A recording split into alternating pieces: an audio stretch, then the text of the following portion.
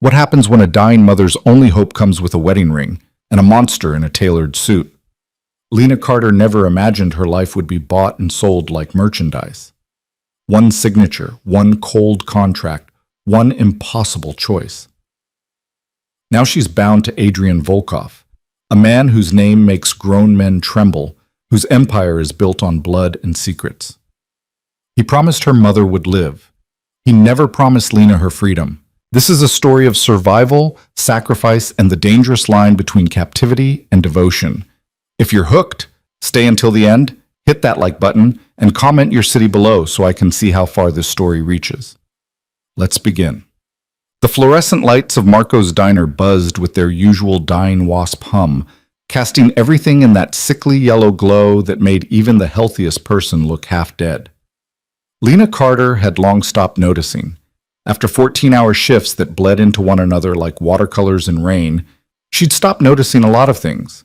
Her feet screamed inside her worn sneakers as she balanced 3 plates along her left arm, the Thursday night special, extra gravy, no onions for table 7. Her right hand carried 2 mugs of coffee that had been sitting on the burner so long they probably qualified as hazardous waste.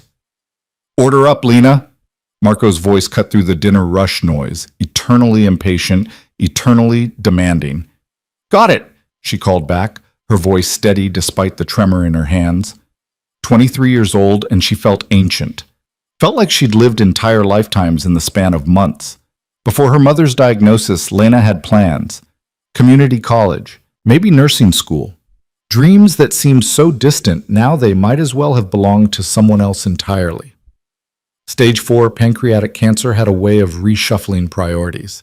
She delivered the plates with her practiced smile, the one that never quite reached her eyes but satisfied customers enough to tip decently.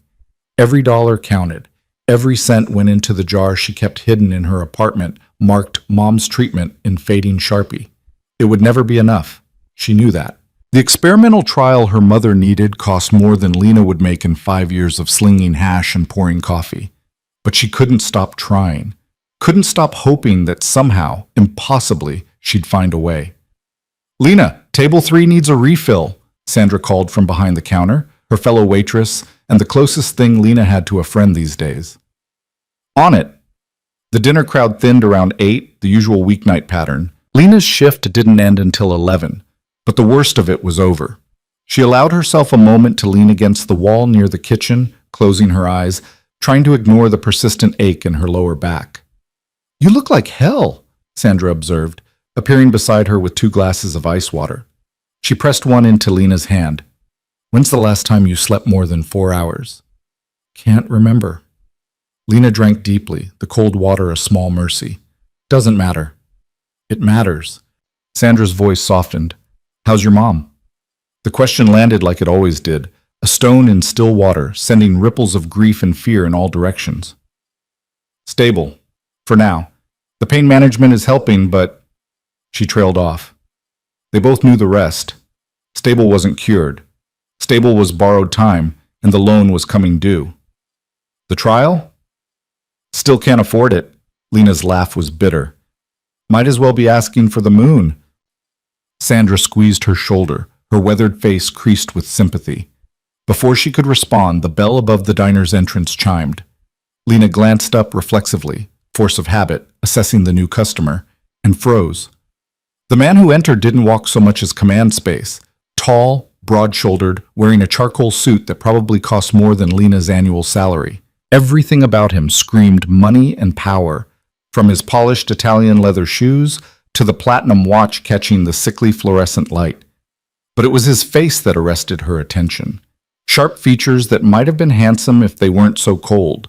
Dark eyes that swept the diner with the calculating precision of a predator assessing prey.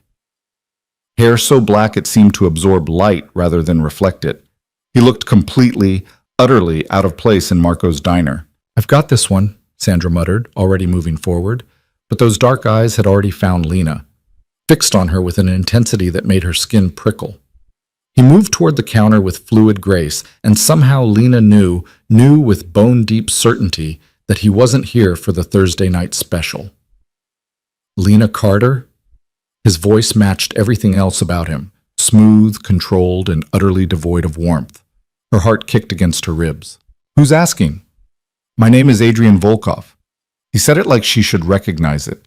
When her expression remained blank, something flickered across his face. Surprise, maybe, or amusement. "I have a proposition for you." "I'm working." "I'm aware." He glanced around the diner with barely concealed disdain. "This won't take long. Sit with me." It wasn't a request. Lena looked toward Marco, who was watching from the kitchen window with narrowed eyes. She caught Sandra's worried expression.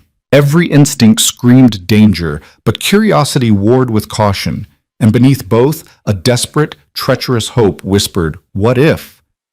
What if this impossibly wealthy stranger could help? What if this was the miracle she'd been praying for?" "5 minutes," she said, sliding into the booth across from him. Up close, Adrian Volkov was even more unsettling. His cologne was expensive, something dark and spiced that probably had a French name. His hands, resting on the table, were immaculate. No rings, she noticed, no wedding band. But there was something about the way he held himself, the coiled tension beneath the expensive suit, that suggested violence as easily as civility. "Your mother is dying," he said without preamble. The words hit like a physical blow. Lena's fingers clenched around the edge of the table. "How do you—" "I make it my business to know things." He leaned back, somehow making the worn vinyl booth look like a throne. Stage 4 pancreatic cancer. Diagnosis 14 months ago. Declined rapidly over the past 6 months. Current treatment is palliative care only. Life expectancy, 3 to 6 months without intervention. Ice flooded Lena's veins. "You had me investigated." "I did." "Why?" "Because I need something from you." Adrian's gaze never wavered. "And you need something from me. I believe we can come to an arrangement." "I don't understand." "It's quite simple." He folded his hands, a businessman discussing a merger, not a stranger disrupting her life. "There's an experimental treatment trial at Westbrook Medical Center, promising results for pancreatic cancer patients. Your mother was rejected due to cost." Lena's throat tightened. "I know. The application was $400,000 for the full treatment cycle." Adrian continued as if she hadn't spoken. "Plus ongoing care, monitoring, medication, total estimated cost, $600,000 over 2 years. The numbers were obscene, impossible. She'd done the math so many times the figures were burned into her brain. "I can't afford—" "I can." Silence crashed between them. Lena stared at him, certain she'd misheard. "What?" "I will pay for your mother's treatment in full. Westbrook Medical Center, the experimental trial, all associated costs. In addition, I'll ensure she has the best possible care, private room, top specialists, whatever she needs. She'll want for nothing." The world tilted sideways. Lena gripped the table edge, her knuckles white. "Why would you do that? You don't know me. You don't know her." "You're correct. I don't." Adrian's expression remained impassive. "But I have a problem that requires a very specific solution. You can provide that solution." "I don't have anything you could possibly need." "You're wrong." He reached into his jacket. Lena tensed, but he only withdrew a slim folder, placing it on the table between them. "I need a wife." The words didn't make sense. Lena blinked at him, then at the folder, feeling like she'd stumbled into someone else's conversation. "Excuse me?" "A wife, a spouse, a legal marriage." Adrian tapped the folder. "For reasons I won't discuss, I require the appearance of a stable, traditional marriage. You require substantial financial resources to save your mother's life. I'm proposing an exchange. You're insane." "I assure you, I'm quite sane." There was nothing in his tone but cold pragmatism. "And I'm offering you the only option you have. Without my intervention, your mother will be dead within 6 months. With it, she has a fighting chance at real survival. All I ask in return is your cooperation for a period of 2 years. Lena's mind reeled. "This is insane," she repeated, because the words kept not making sense. "You can't just—" "People don't—" "People do whatever is necessary." Adrian opened the folder, revealing legal documents dense with text. "The contract is straightforward. We marry. You live in my home and fulfill the public role of my wife, attending events, meeting certain social obligations. In exchange, your mother receives full medical care and you receive a monthly allowance of $10,000 for the duration of the contract. $10,000 a month, plus her mother's treatment, plus a chance, an actual, real chance at saving her life. Lena's hands shook. And what do you get out of this? Really? Legitimacy, appearances, the details don't concern you. Everything about this concerns me. Her voice rose, drawing glances from nearby tables. She lowered it to a harsh whisper. You're talking about marriage, about my life. You think I'm just going to sign over 2 years to a complete stranger? I think you're going to do whatever it takes to save your mother. Adrian's eyes were chips of black ice. Because the alternative is watching her die, knowing you had a chance to prevent it and chose pride instead. The cruelty of the statement knocked the air from her lungs. You're a monster. Perhaps. He slid the contract toward her. But I'm a monster offering you exactly what you need. The question is, are you brave enough to take it? Lena stared at the papers, her vision blurring. This couldn't be real. Things like this didn't happen in real life. Mysterious billionaires didn't appear in dingy diners with Faustian bargains, but Adrian Volkov sat across from her, solid and real and waiting. And somewhere across town, her mother lay in a hospital bed, dying by inches, while Lena worked herself to exhaustion for money that would never, ever be enough. I need to think. No. Adrian's voice cut like a blade. You need to decide, right now. This offer expires when I leave this diner. Either you sign or your mother's fate is sealed. That's not fair. Life rarely is. He pulled a pen from his jacket, set it on top of the contract. Decide, Lena. Your mother's life or your freedom. You can't have both. Tears burned hot behind her eyes. She wouldn't cry. Wouldn't give this stranger, this cruel, calculating stranger, the satisfaction of seeing her break. But her hands trembled as she reached for the contract, scanning terms she barely processed through the haze of shock and desperation. Marriage contract. 2 years. Financial compensation. Medical care provided. Grounds for termination. Penalties for breach. What about... She swallowed hard. What about physical expectations? Understanding flickered across his face. The marriage is legal only. You'll have your own quarters. I have no interest in that aspect of the arrangement. Small mercy. And after 2 years? Divorce. Clean, quiet, with a substantial settlement for you. An additional $200,000. Your mother's care continues regardless. It was too much, too fast, too impossible, but real.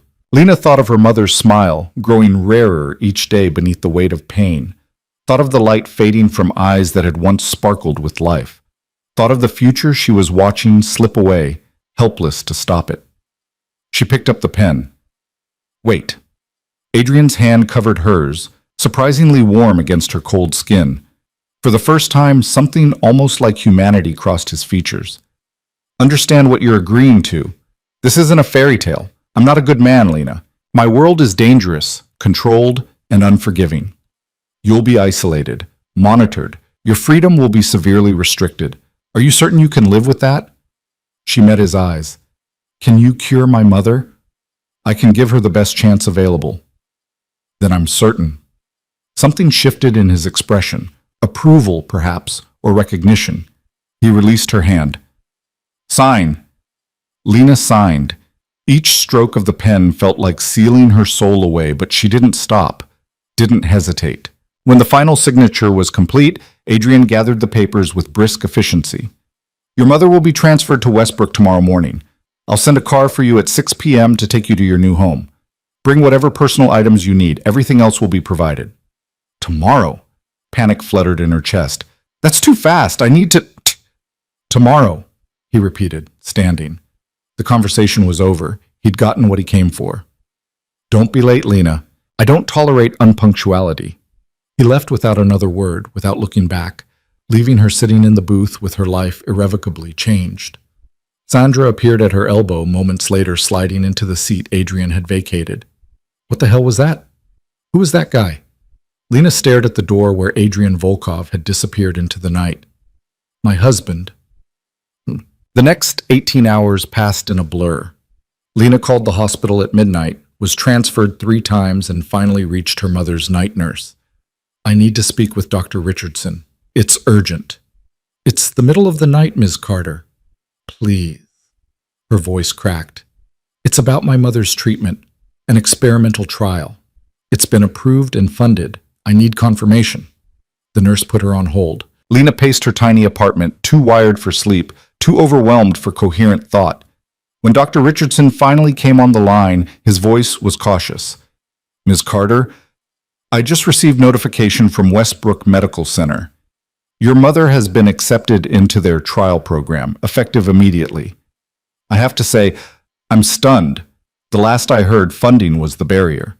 It's been handled. Lena's legs gave out. She sank onto her second-hand couch. When does she transfer? Tomorrow morning. They're sending a private medical transport at 8 a.m. A pause. Ms. Carter, this is extraordinary. Westbrook's program is highly selective. How did you manage up? Does it matter? She's getting treatment? Yes, the best possible treatment. His tone warmed slightly. I'll be honest, I didn't think this was possible. Your mother is very lucky. Lucky. The word tasted like ashes. Thank you, Dr. Richardson. She hung up and let the tears come finally, sobbing into her hands in the dark apartment. Relief and terror warred in equal measure. Her mother would live. That was all that mattered. The price, 2 years of her life, her freedom, her future, was irrelevant. Wasn't it? At dawn, she called Marco and quit. He blustered and complained, but she barely heard him. Sandra took the phone, voice gentle. Tell me you didn't do something crazy. I did something necessary. Lena stared at her meager belongings, trying to decide what to pack. I can't explain, but I'm okay. I promise. That rich guy from last night. This is about him. I have to go, Sandra. Lena? She ended the call.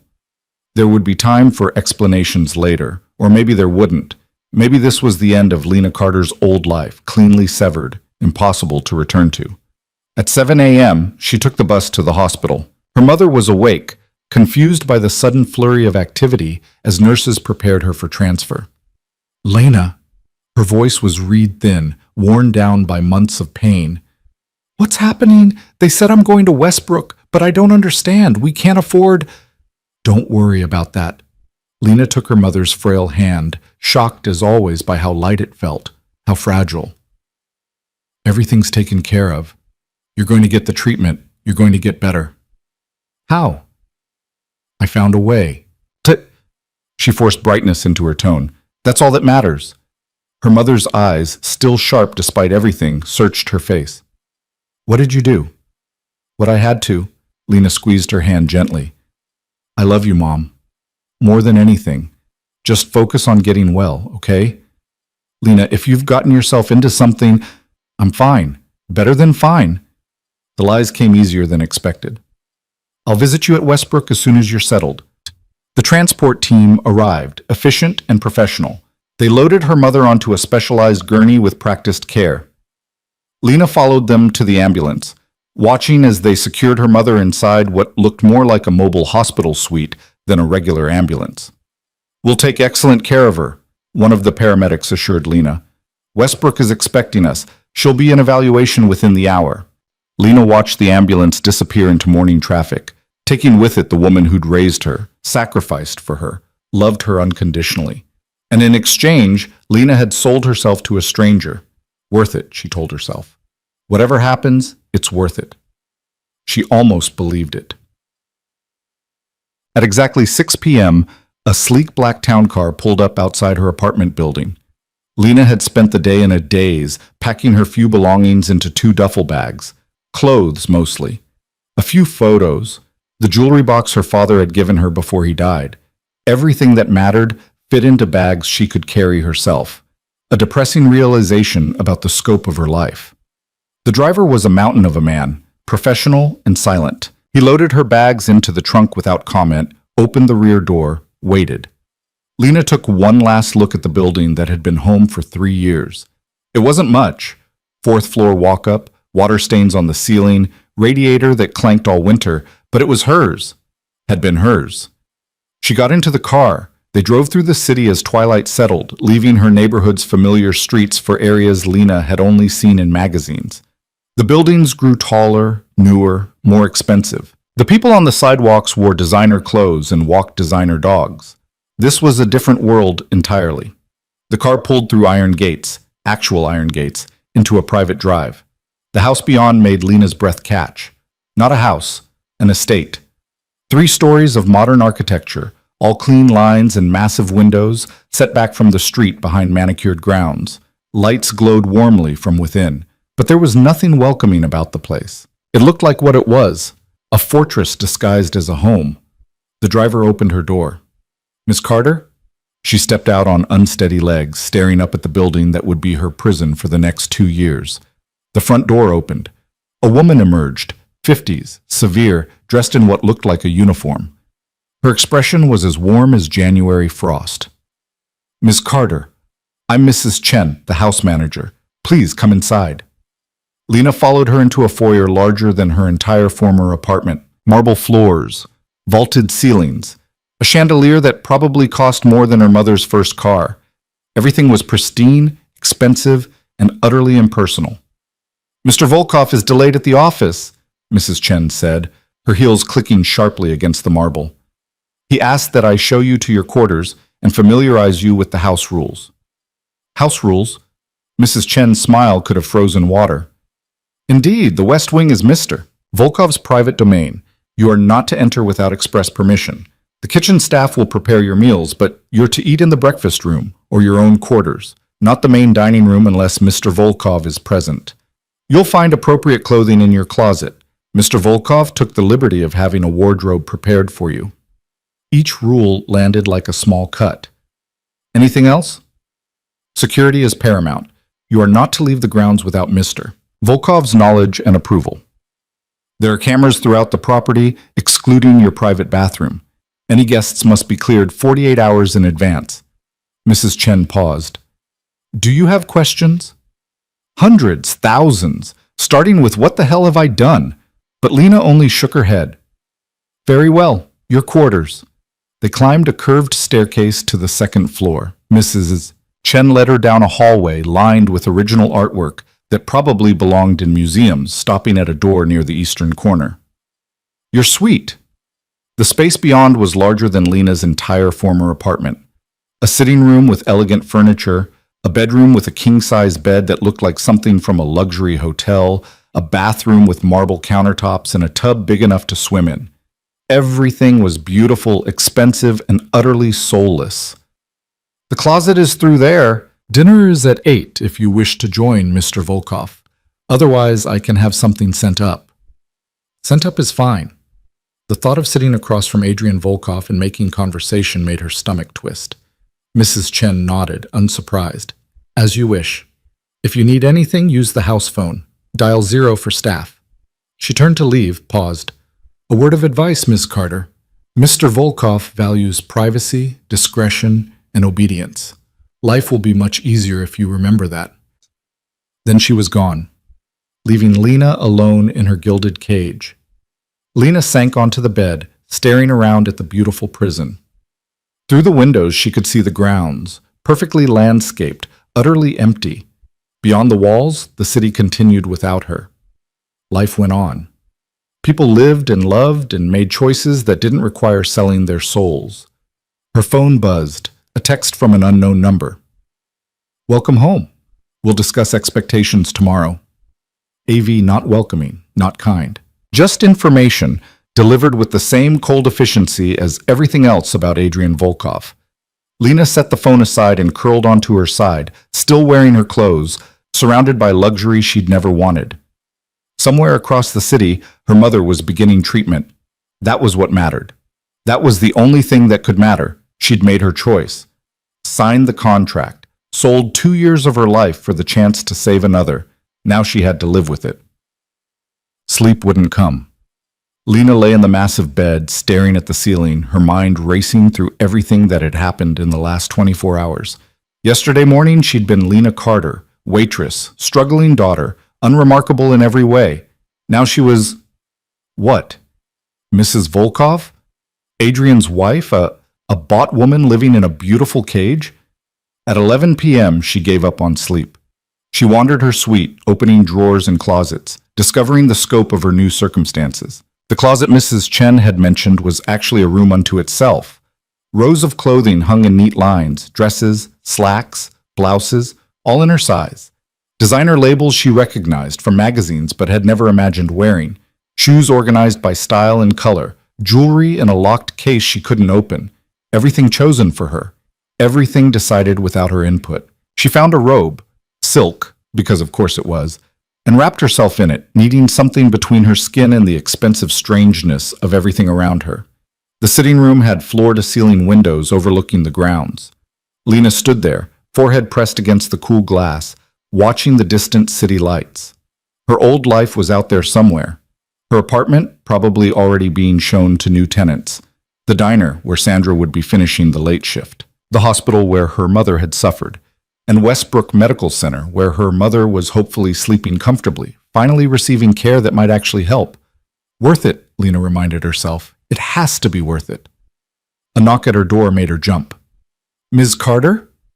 A young woman's voice, unfamiliar. I have your dinner. Lena opened the door to find a maid, not Mrs. Chen, someone younger, with kind eyes, holding a covered tray. I didn't order anything. Mrs. Chen mentioned you might be hungry. The maid stepped inside without waiting for permission, setting the tray on a small table. There's chicken, vegetables, and soup, and tea, chamomile to help you sleep. Thank you. Lena's voice came out smaller than intended. The maid smiled, the first genuine warmth Lena had encountered since entering this house. I'm Maria. If you need anything, just call. I know this is all... She gestured vaguely. A lot. That's one word for it. Mister. Volkov isn't as bad as he seems, Maria offered, then immediately looked like she regretted saying it. I should go. Enjoy your dinner. She left quickly, leaving Lena alone with food she had no appetite for and words that felt like lies. Not as bad as he seems. Adrian Volkov seemed like a man who bought women and locked them in luxury prisons. How much worse could he actually be? Lena forced herself to eat, if only because she needed strength for whatever came next. The food was excellent, of course it was, but tasted like dust in her mouth. At midnight, she finally crawled back into bed. The sheets were high thread count Egyptian cotton, cool and smooth against her skin. The mattress was perfectly firm. Everything was perfect except the fact that she was here, alone, afraid, and bound by contract to a stranger. She thought of her mother, hopefully sleeping peacefully for the first time in months. She thought of the contract she'd signed, the words she'd barely read in her desperation. She thought of Adrian Volkov's cold eyes and colder voice. I'm not a good man, Lena. Finally, exhausted beyond measure, she slept and dreamed of cages made of gold. Morning arrived with brutal efficiency. Lena woke to sunlight streaming through windows she'd forgotten to cover, her body aching from tension she'd carried even in sleep. For one blissful moment, she didn't remember where she was. Then reality crashed back. The silk sheets, the enormous room, the contract that had transformed her into property overnight. A soft knock preceded Maria's entrance. Good morning, Ms. Carter. Mr. Volkov requests your presence for breakfast in 30 minutes. Requests. As if Lena had a choice. I'll be ready, she managed, her voice rough with sleep. Maria had laid out clothes, a simple but elegant dress in deep navy, understated jewelry, even shoes that somehow fit perfectly. Everything chosen by someone else, everything controlled. Lena showered in the marble bathroom, trying not to think about the cameras Mrs. Chen had mentioned. Her private bathroom was supposedly exempt, but trust felt like a luxury she couldn't afford. She dressed quickly, her hands shaking slightly as she fastened the delicate necklace. The woman in the mirror looked like a stranger, polished, put together. Nothing like the exhausted waitress who'd served coffee in a dying diner just 2 days ago. Mrs. Chen appeared exactly at the appointed time, her expression as severe as yesterday. Mr. Volkov is waiting. This way. The breakfast room was on the first floor, all windows and natural light, somehow managing to feel both spacious and intimate. Adrian sat at the head of a table that could easily seat 12, reading something on a tablet, a cup of black coffee at his elbow. He looked up as Lena entered. Those dark eyes swept over her, assessing, cataloging. Sit. Not good morning, not how did you sleep. Just a command delivered with the expectation of obedience. Lena sat at the opposite end of the table, the distance between them a small rebellion. Adrian's mouth twitched. Amusement or annoyance, she couldn't tell. Mrs. Chen, thank you. We'll serve ourselves. The house manager disappeared, leaving them alone. Staff materialized to place food on the table. Fruit, pastries, eggs, prepared 3 different ways, then vanished like ghosts. Eat, Adrian said, returning his attention to the tablet. We have things to discuss, but not on an empty stomach. Lena's appetite was non-existent, but she forced herself to take small portions. The food was excellent, wasted on her churning stomach. Adrian ate with the same controlled efficiency he seemed to apply to everything, never looking at her, entirely comfortable with the silence. Finally, he set the tablet aside. Your mother was admitted to Westbrook yesterday. Initial evaluations are promising. Dr. Morrison, the lead oncologist, believes she's a strong candidate for the trial. Relief flooded through her so intensely it hurt. Thank you, Lena whispered. Don't thank me. We had an agreement. I'm fulfilling my end. He took a sip of coffee. Now you'll fulfill yours. There it was, the price, coming due. We'll be married officially next week. A small ceremony, justice of the peace, minimal witnesses, purely procedural. Adrian's tone suggested he was discussing a business merger, not a wedding. Following that, there will be social obligations. Dinners, charity events, occasions where you'll need to appear as my wife. Mrs. Chen will brief you on expectations and etiquette. I know how to behave in public, Lena said, stung. You know how to serve food and smile for tips. That's not the same as navigating the circles we'll be moving in. His bluntness was casual, devastating. You'll need training, deportment, conversation, appropriate responses to various social situations. We have a week. I suggest you prove yourself a quick study. Heat rushed to her cheeks. You think I'm some kind of project? Something to be molded into whatever shape suits you? I think you're a woman who made a bargain. Adrian's eyes locked with hers, cold and uncompromising. The contract doesn't require me to be gentle about the reality of that bargain. You wanted your mother saved. I'm saving her. In exchange, you perform the role I need. If your pride is wounded by the truth of what that entails, I suggest you develop a thicker skin quickly.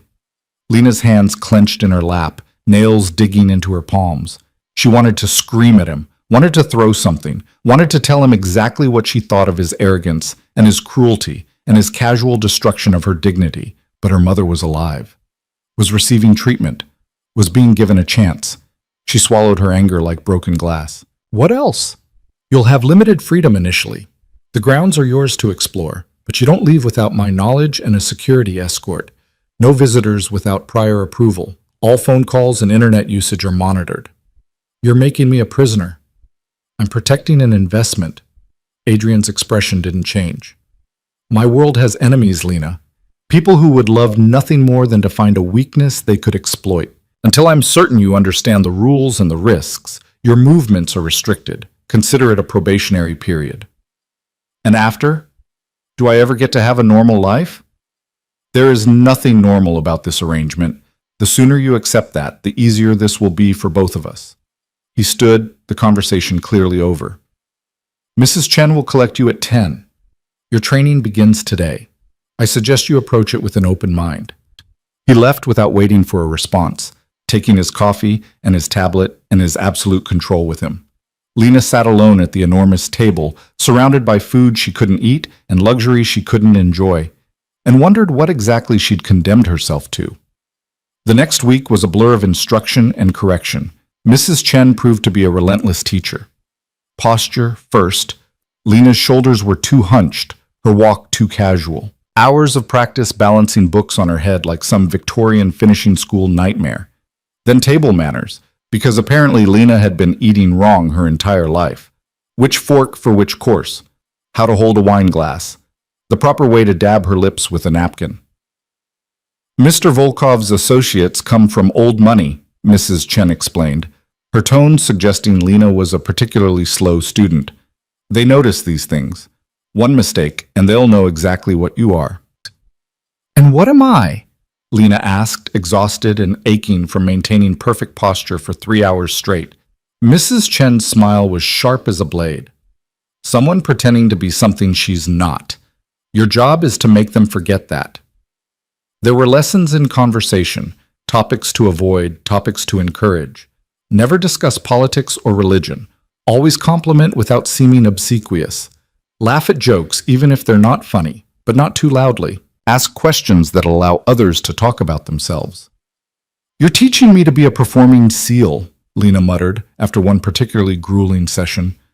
I'm teaching you to survive in a world that will eat you alive if you show weakness. Mrs. Chen's expression softened fractionally. Mr. Volkov chose you for reasons I don't pretend to understand. But he's given you an opportunity most women in your position would kill for. Don't waste it on pride. Lena bit back a sharp response. Pride was all she had left. A stylist arrived on day 3, a whirlwind named Dominique, who took one look at Lena's hair and gasped like she'd witnessed a crime. Within hours, Lena's simple brown hair had been cut, colored with subtle highlights, styled into something that looked effortless, but probably required an engineering degree to replicate. Better, Dominique pronounced, circling Lena like a predator. The bones are good. The skin needs work. When did you last have a proper facial? Never mind, I can tell. We'll fix it. More treatments. More products. More people touching her, molding her, transforming her into someone she didn't recognize. Adrian appeared only in the evenings, usually for dinner. He ate in silence, occasionally asking Mrs. Chen about Lena's progress, never addressing Lena directly. She might as well have been furniture for all the attention he paid her. On day 5, he finally spoke to her across the dinner table. The wedding is scheduled for tomorrow at 2 p.m. Wear what Mrs. Chen has selected. We'll be done in under an hour. Lena set down her fork carefully. Is there anything you'd like to know about me before we're legally married? Any questions at all? No. The casual dismissal stung more than it should have. I'm a real person, you know, not just a role to fill. Adrian looked at her then, really looked, and something flickered in those dark eyes. I'm aware you're a person, Lena. That's not relevant to our arrangement. How is it not relevant? We're getting married. We're signing a legal contract that happens to take the form of marriage. Your personhood is acknowledged. Your feelings about the situation are your own to manage. He returned his attention to his meal. I suggest you do so. Lena wanted to scream, wanted to upend the table and storm out. But where would she go? This was her home now, her prison, her life for the next 2 years. She finished her meal in silence, each bite a small act of defiance against her own despair. That night, unable to sleep, she called Westbrook Medical Center. The night nurse recognized her voice now. Your mother is doing well, Ms. Carter. She started the first treatment round today. Some nausea, but within normal parameters. Doctor, Morrison is very pleased with her response so far. Can I speak with her? She's sleeping. The medication makes her drowsy. But I can have her call you tomorrow? No. Lena's throat tightened. No, let her rest. Just tell her I love her when she wakes up. Tell her I love her and I'll visit soon. Of course. Lena ended the call and curled onto the window seat, staring out at the grounds. The gates were barely visible from here, but she knew they were there, locked, monitored, keeping the world out and her in. Her mother was getting better. That was what mattered. That was the only thing that could matter.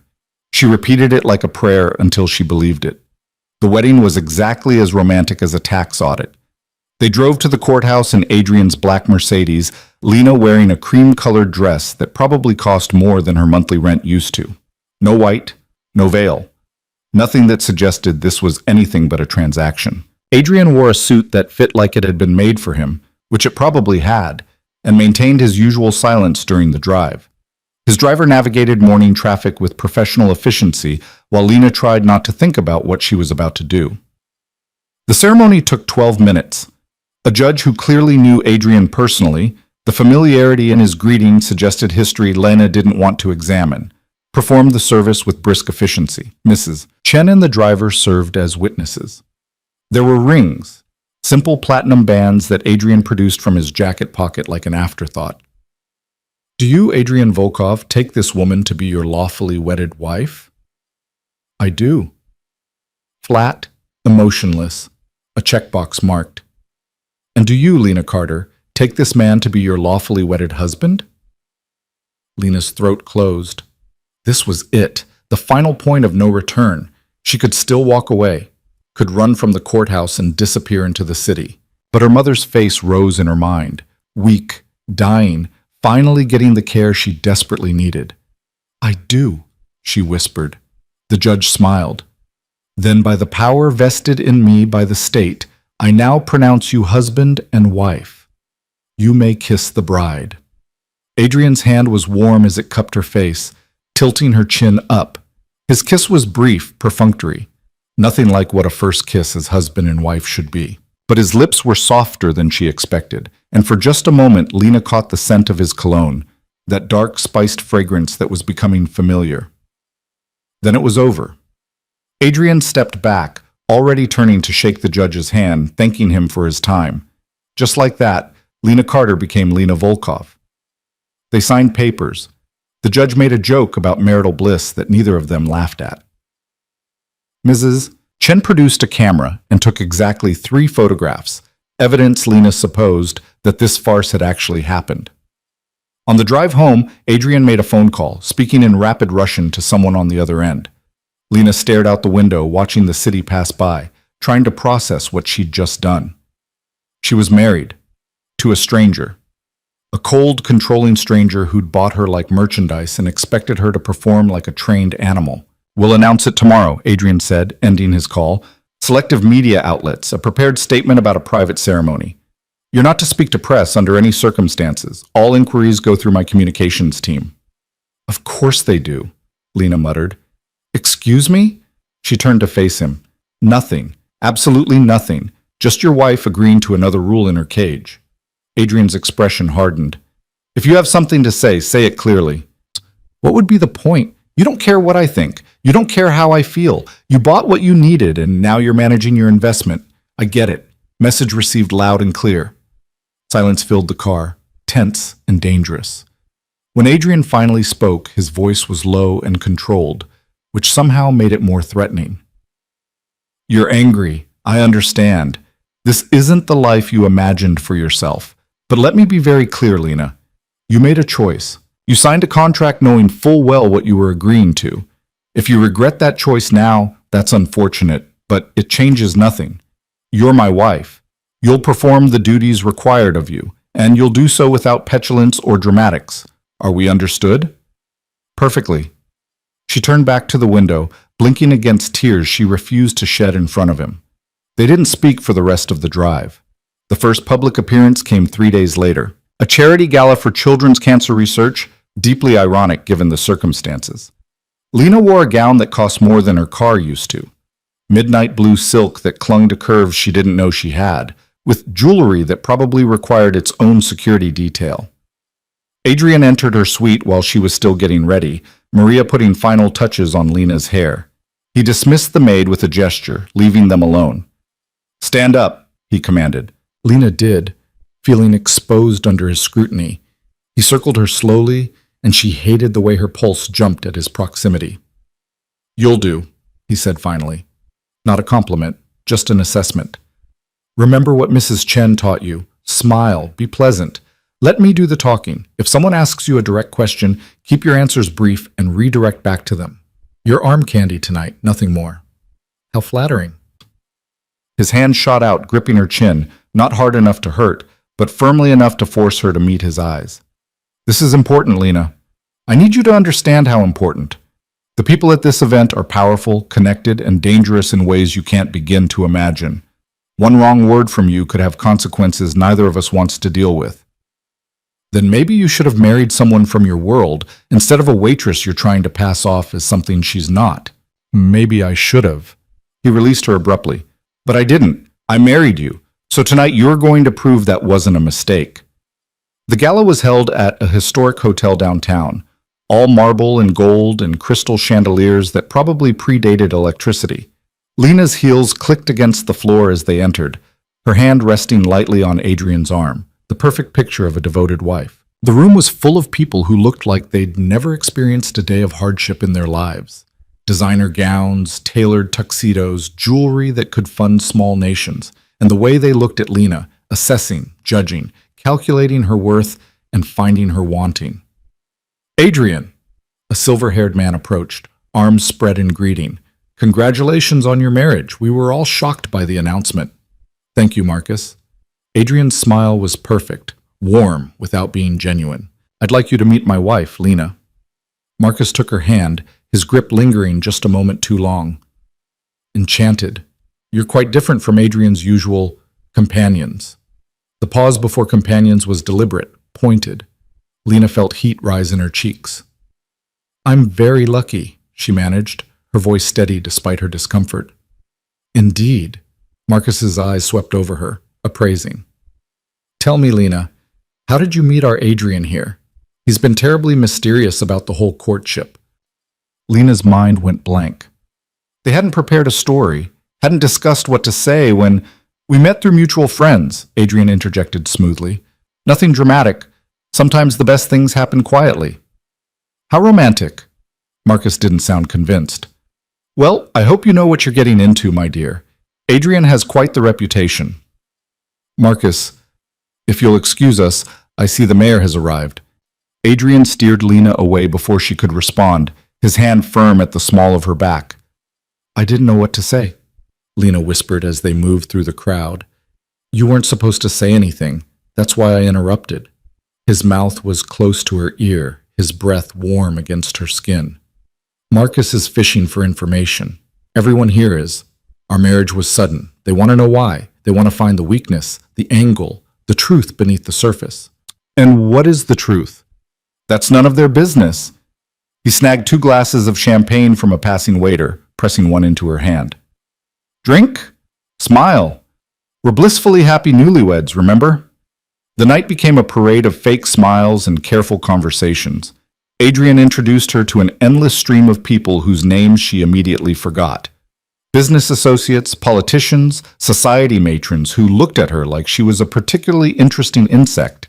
Through it all, she played her part, keeping her answers vague, deflecting questions, laughing at jokes that weren't funny. Her face hurt from smiling.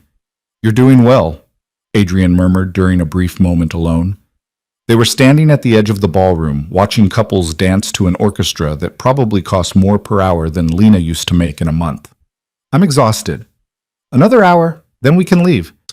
His hand found the small of her back again, a gesture that was becoming familiar, possessive, but not unkind. For what it's worth, you're handling this better than I expected. It wasn't much of a compliment, but coming from Adrian, it felt like high praise. They made it another 45 minutes before Lena's careful composure began to crack. The room was too hot, too crowded, too full of people staring at her like she was a curiosity in a museum. Her head pounded. Her feet screamed in the expensive heels. The corset built into her dress made breathing difficult. I need air, she told Adrian, not caring that they were mid-conversation with someone important. He read something in her face. Distress, maybe, or desperation. Excuse us, he told the senator they'd been talking to, and guided Lena toward the terrace. The cool night air hit her like a blessing. Lena gulped it down, her hands gripping the stone balustrade, trying to steady herself. Are you going to be sick? Adrian asked, clinical but not cruel. No, maybe, I don't know. She closed her eyes. How do you do this all the time? The performance, the lies, the constant calculation. Practice. He stood beside her, not touching, giving her space. And necessity. This is my world, Lena. These people, these events, they're the cost of the life I've built. It's exhausting. Yes. For the first time, she heard something almost like understanding in his voice. But you'll adapt. Humans are remarkably resilient when they have to be. She laughed, the sound bitter. Is that supposed to be encouraging? It's supposed to be true. He checked his watch. We've made our appearance. We can leave. The drive home was quieter than the drive to the gala. Lena kicked off her heels the moment she was in the car, groaning with relief. Adrian made no comment, just loosened his tie and stared out his window. Thank you, Lena said softly. He turned to her, surprised. For what? For getting me out of there before I made a scene. I was protecting my investment, remember? But his tone lacked its usual edge. Still, thank you. He nodded, almost imperceptibly, and they finished the drive in companionable silence. Something shifted that night. Not dramatically, not enough to change the fundamental reality of their arrangement. But when Adrian bid her goodnight at her suite door, his expression was fractionally less cold than usual. You did well tonight, he said. Get some rest. It wasn't much, but it was something. Lena clung to that small something as she fell asleep, too tired to even change out of her gown. The next 2 weeks fell into a routine. Mornings with Mrs. Chen, continuing the endless lessons in deportment and social graces. Afternoons spent reading or exploring the grounds, always aware of the cameras, the security, the invisible walls of her prison. Evenings with Adrian, usually quiet dinners where they ate in silence. He began asking her questions, small ones at first. How's your mother? Good. The doctors say she's responding well to treatment. That's good. A pause. Do you miss working? The question surprised her. The diner? Not really. I miss having purpose, I guess. Feeling useful. You're useful here. As decoration. As my wife. He set down his fork. That's not nothing, Lena.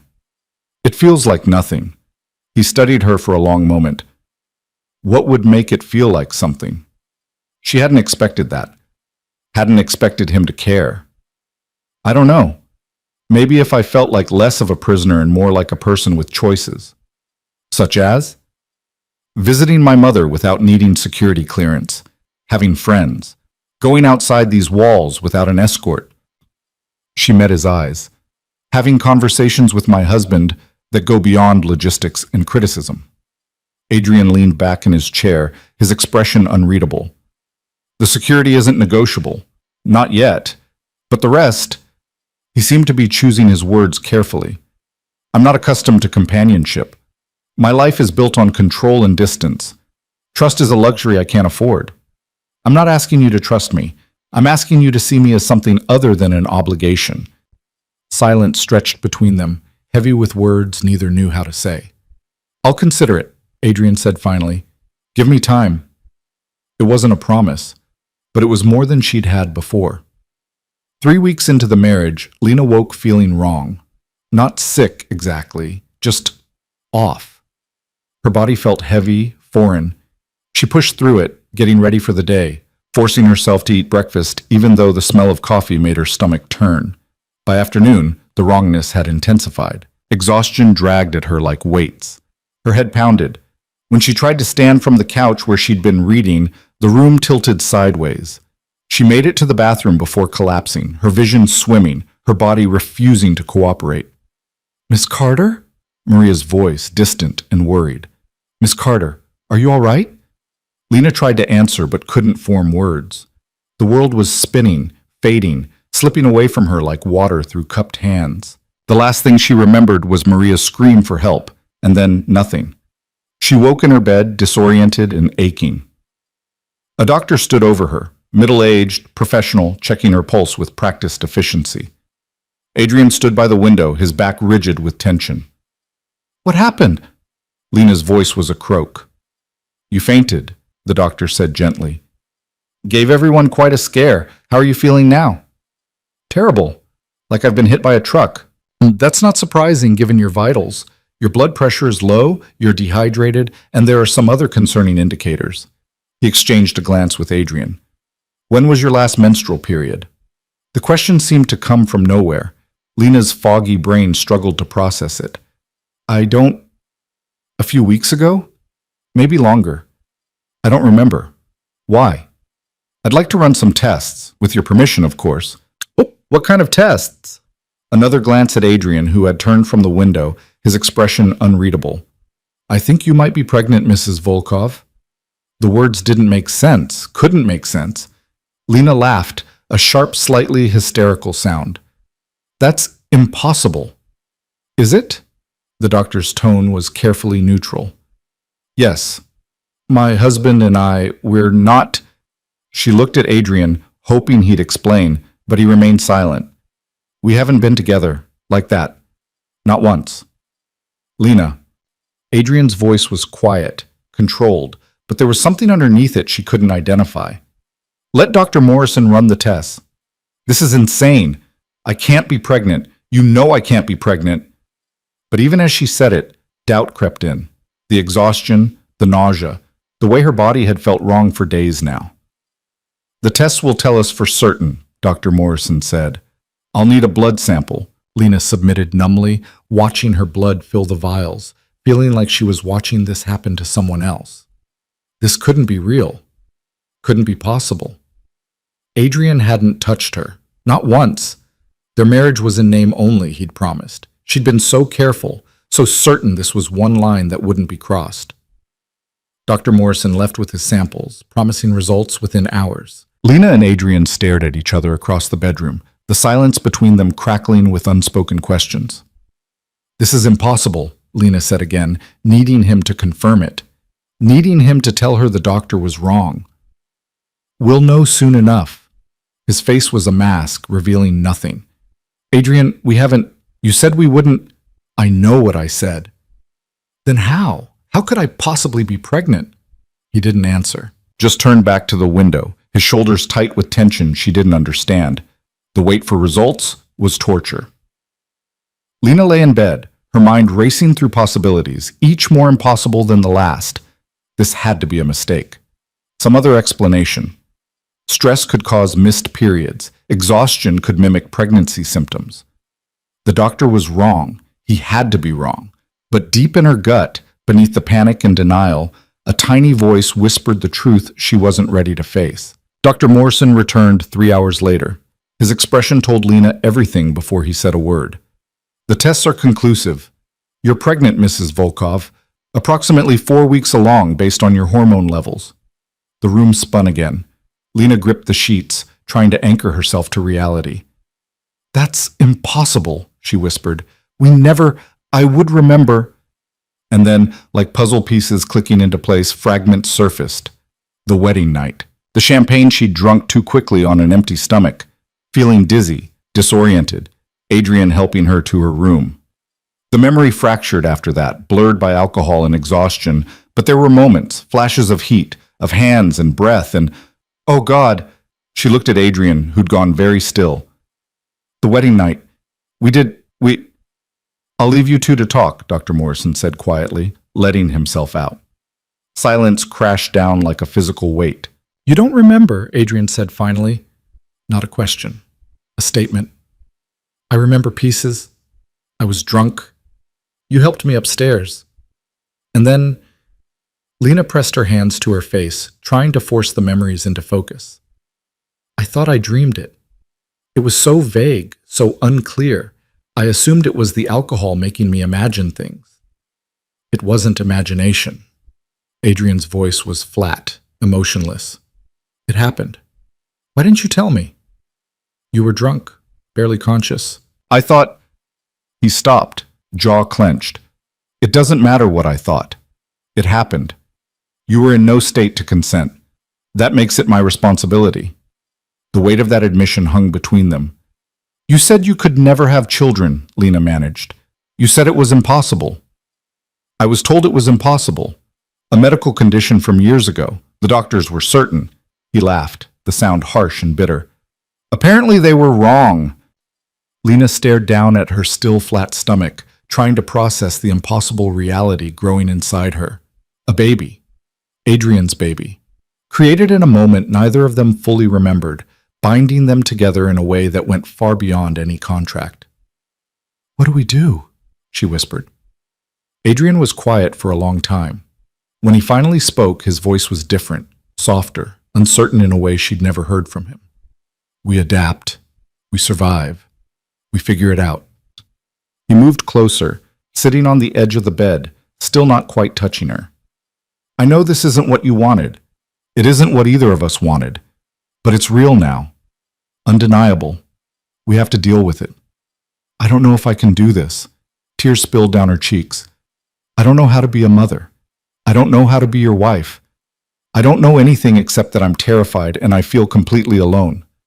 You're not alone. His hand covered hers, warm and solid and real. I'm here. For better or worse, quite literally now, I'm here. She looked at their joined hands, at this man who was a stranger and a husband, and now the father of her child. Are you angry?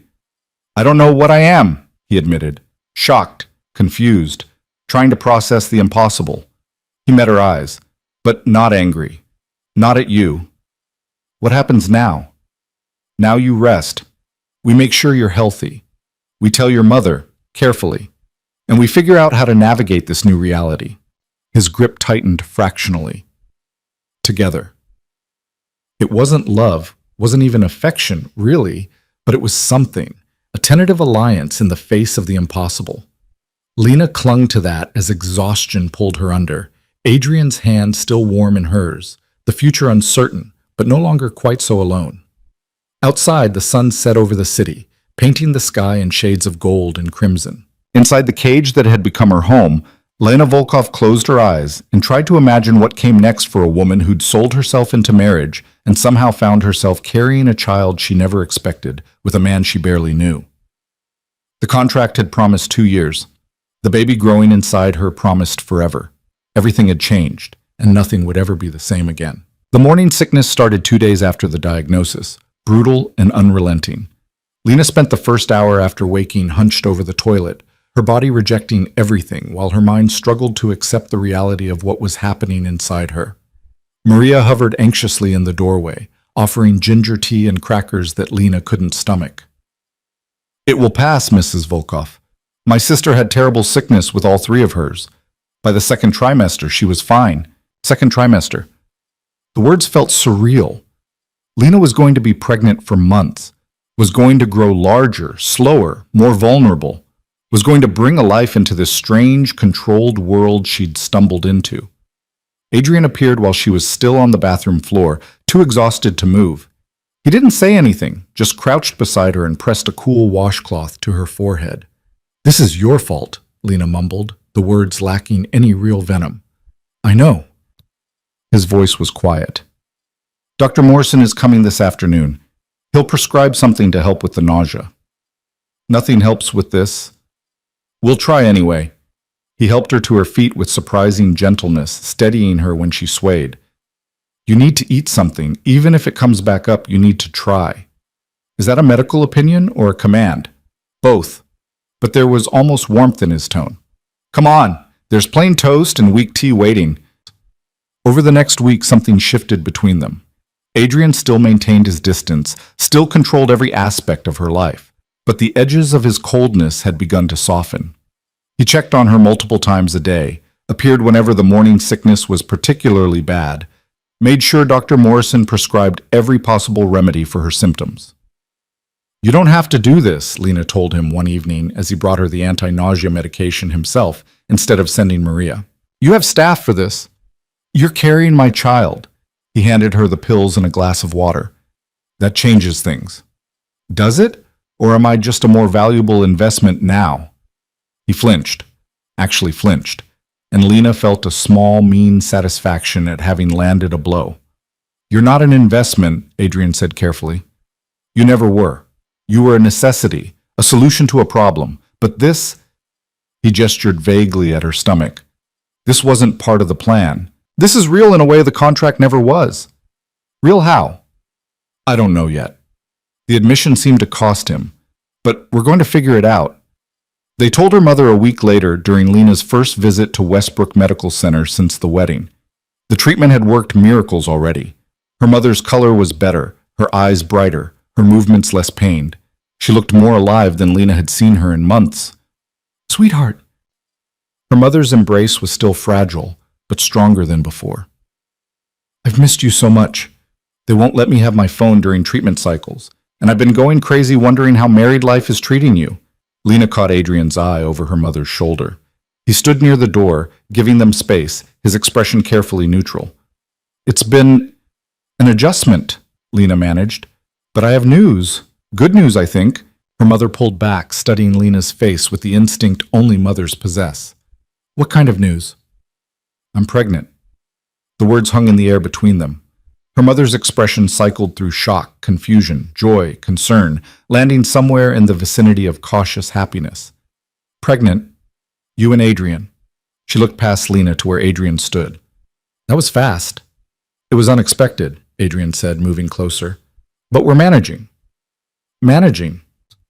Her mother's tone suggested she heard everything he wasn't saying. Lena, can we talk? Privately? Adrian excused himself without argument, leaving them alone in the private room that probably cost more per day than Lena's old apartment cost per month. Tell me the truth, her mother said the moment the door closed. Are you okay? Really okay? Lena sank into the visitor's chair, suddenly exhausted. I don't know, Mom. I honestly don't know. This whole situation is so complicated and strange, and now there's a baby coming, and I feel like I'm drowning in a life I never chose. But you did choose it. You chose me. Her mother's eyes filled with tears. Oh, sweetheart, what did you do? What did you give up for me? Nothing I wouldn't give 1,000 times over. Lena gripped her mother's hand. You're getting better. That's all that matters. It's not all that matters. Your happiness matters. Your future matters. She glanced toward the door. Adrian seems intense. Is he good to you? The question was more complicated than her mother could imagine. Was Adrian good to her? He was controlling, cold, demanding. But he was also careful with her now, attentive in his way, making sure she had everything she needed. He hadn't touched her since the wedding night, hadn't even tried. Kept his distance, except when her illness required his presence. He's not cruel, Lena said finally, and he's trying. I think the baby scared him as much as it scared me. Good. He should be scared. Raising a child is terrifying even under the best circumstances. Her mother's expression softened. But it's also wonderful. You're going to be a mother, Lena. My baby is having a baby. The tears came then, hot and overwhelming. Her mother held her while she cried, stroking her hair like she had when Lena was small, whispering reassurances that might have been lies but felt like truth. Adrian drove them home in silence, giving Lena space to process. She stared out the window, watching the city slide past, thinking about the life growing inside her and the impossible situation she'd created. Your mother looks good, Adrian said finally. She does. The treatment is working. I'm glad. He paused. She asked me if I loved you while you were saying goodbye. Lena's heart stuttered. What did you tell her? That I respect you, that I'll take care of you and the baby, that she doesn't need to worry about your future. Not love, then. I don't know how to love, Lena. I'm not built that way. His hands tightened on the steering wheel. But I can promise loyalty, protection, a life where you and our child want for nothing. It should have felt like enough. Should have been more than she'd expected from a man who'd married her for appearances. But some traitorous part of her heart ached for more, for something neither of them knew how to give. The first real threat came on a Tuesday. Lena had been granted limited freedom to walk the grounds, always with security nearby, but at least she could breathe fresh air and feel sunlight on her skin. She was sitting by the fountain in the garden, reading a book about pregnancy that terrified and fascinated her in equal measure, when the man appeared. He materialized from the trees that bordered the property, moving fast and purposeful. Lena looked up just as he grabbed her arm, yanking her to her feet. Don't scream, he hissed, pressing something cold and metallic against her side. A gun. He had a gun. You're coming with me, quietly, or I put a bullet in you right here. Terror flooded her system, freezing her vocal cords. This was real. This was happening. Someone was trying to kidnap her in her own backyard. Move! He started dragging her toward the trees. Training she didn't know she had kicked in, probably from all those years of waitressing, dealing with aggressive customers and worse. Lena went limp, making herself dead weight, and screamed. The security team materialized from nowhere. 3 men in dark suits, moving with lethal efficiency. The man holding Lena swore viciously and swung the gun toward them, but he never got the shot off. One of the guards hit him with something, a tranquilizer maybe, and he crumpled, taking Lena down with him.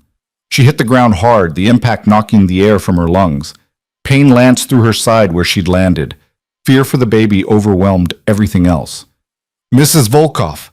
One of the guards, she thought his name was Marcus, helped her up, his hands gentle but urgent.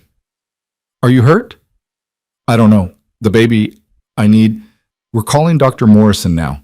Can you walk? She nodded, letting him support her weight as they moved toward the house. Behind them, the other guards were securing the unconscious attacker, speaking rapidly into radios. Adrian met them at the door, his face a mask of cold fury that would have been terrifying if it wasn't directed past her at the man who'd attacked her. Get her inside. Now! His voice was lethal. Call Morrison. Tell him if he's not here in 10 minutes, he's fired. Then his hands were on Lena, checking her over with surprising tenderness. Are you hurt? Did he touch you anywhere besides your arm? I fell. When he went down, I went with him. She pressed a hand to her stomach, terrified. Adrian, the baby is fine. You're fine. Morrison will confirm it. But there was something wild in his eyes, something she'd never seen before. Fear, she realized. He was afraid. Doctor. Morrison arrived in 8 minutes, probably breaking every traffic law to do it. He examined Lena thoroughly while Adrian paced the room like a caged animal, radiating barely controlled violence. Everything appears normal, the doctor announced finally. Heart rate is good, no signs of distress. The fall wasn't severe enough to cause damage, but I want you on bed rest for 24 hours, just to be safe. Who was he? Lena asked Adrian the moment Morrison left. The man who grabbed me. No one important. A message. Adrian's jaw was tight. Enemies testing my defenses, seeing if they can reach what's mine. I'm not a possession. In their eyes, you are. You're my wife, the mother of my child. That makes you a target. He stopped pacing, facing her directly. This is the world I tried to warn you about. The danger I told you existed. Do you understand now why the security isn't negotiable? She did. Hated it, but understood it. What happens to him? The man who attacked me. Nothing you need to concern yourself with. Adrian, he threatened you. Threatened our child. His fate is sealed. The coldness in his voice sent chills down her spine. This was the man beneath the businessman's veneer, the dangerous reality she'd glimpsed but never fully confronted. You're going to kill him. No. Adrian's expression didn't change. I'm going to let him live as an example, but he'll wish I'd killed him. Lena should have been horrified, should have protested, demanded mercy, clung to some moral high ground, but when she closed her eyes, she felt that gun against her ribs, felt the terror of thinking she might lose the baby before she'd even begun to accept its existence. Good, she heard herself say. Make sure the message is clear. Something flickered across Adrian's face, surprise perhaps, or recognition. He moved closer, sitting on the edge of her bed. You're adapting. I'm surviving. There's a difference. Not in my world. His hand covered hers. I'm increasing security. You don't leave the grounds without me. No more garden walks alone. And I'm assigning you a personal bodyguard, someone who will be with you at all times. That's excessive. That's necessary. They came for you once. They'll try again. His grip tightened. I won't let anything happen to you or the baby. Whatever it takes, Lena. Whatever I have to do. The intensity in his eyes stole her breath. This wasn't about the contract anymore. Wasn't about appearances or arrangements. This was something raw and real and terrifying in its sincerity. Okay, she whispered. Whatever it takes. Her personal bodyguard arrived the next day. A woman named Katya, who looked like she could break Lena in half without effort. Former military, Adrian explained. Trained in protection and combat. Fluent in 5 languages and capable of killing someone with her bare hands. Great, Lena muttered.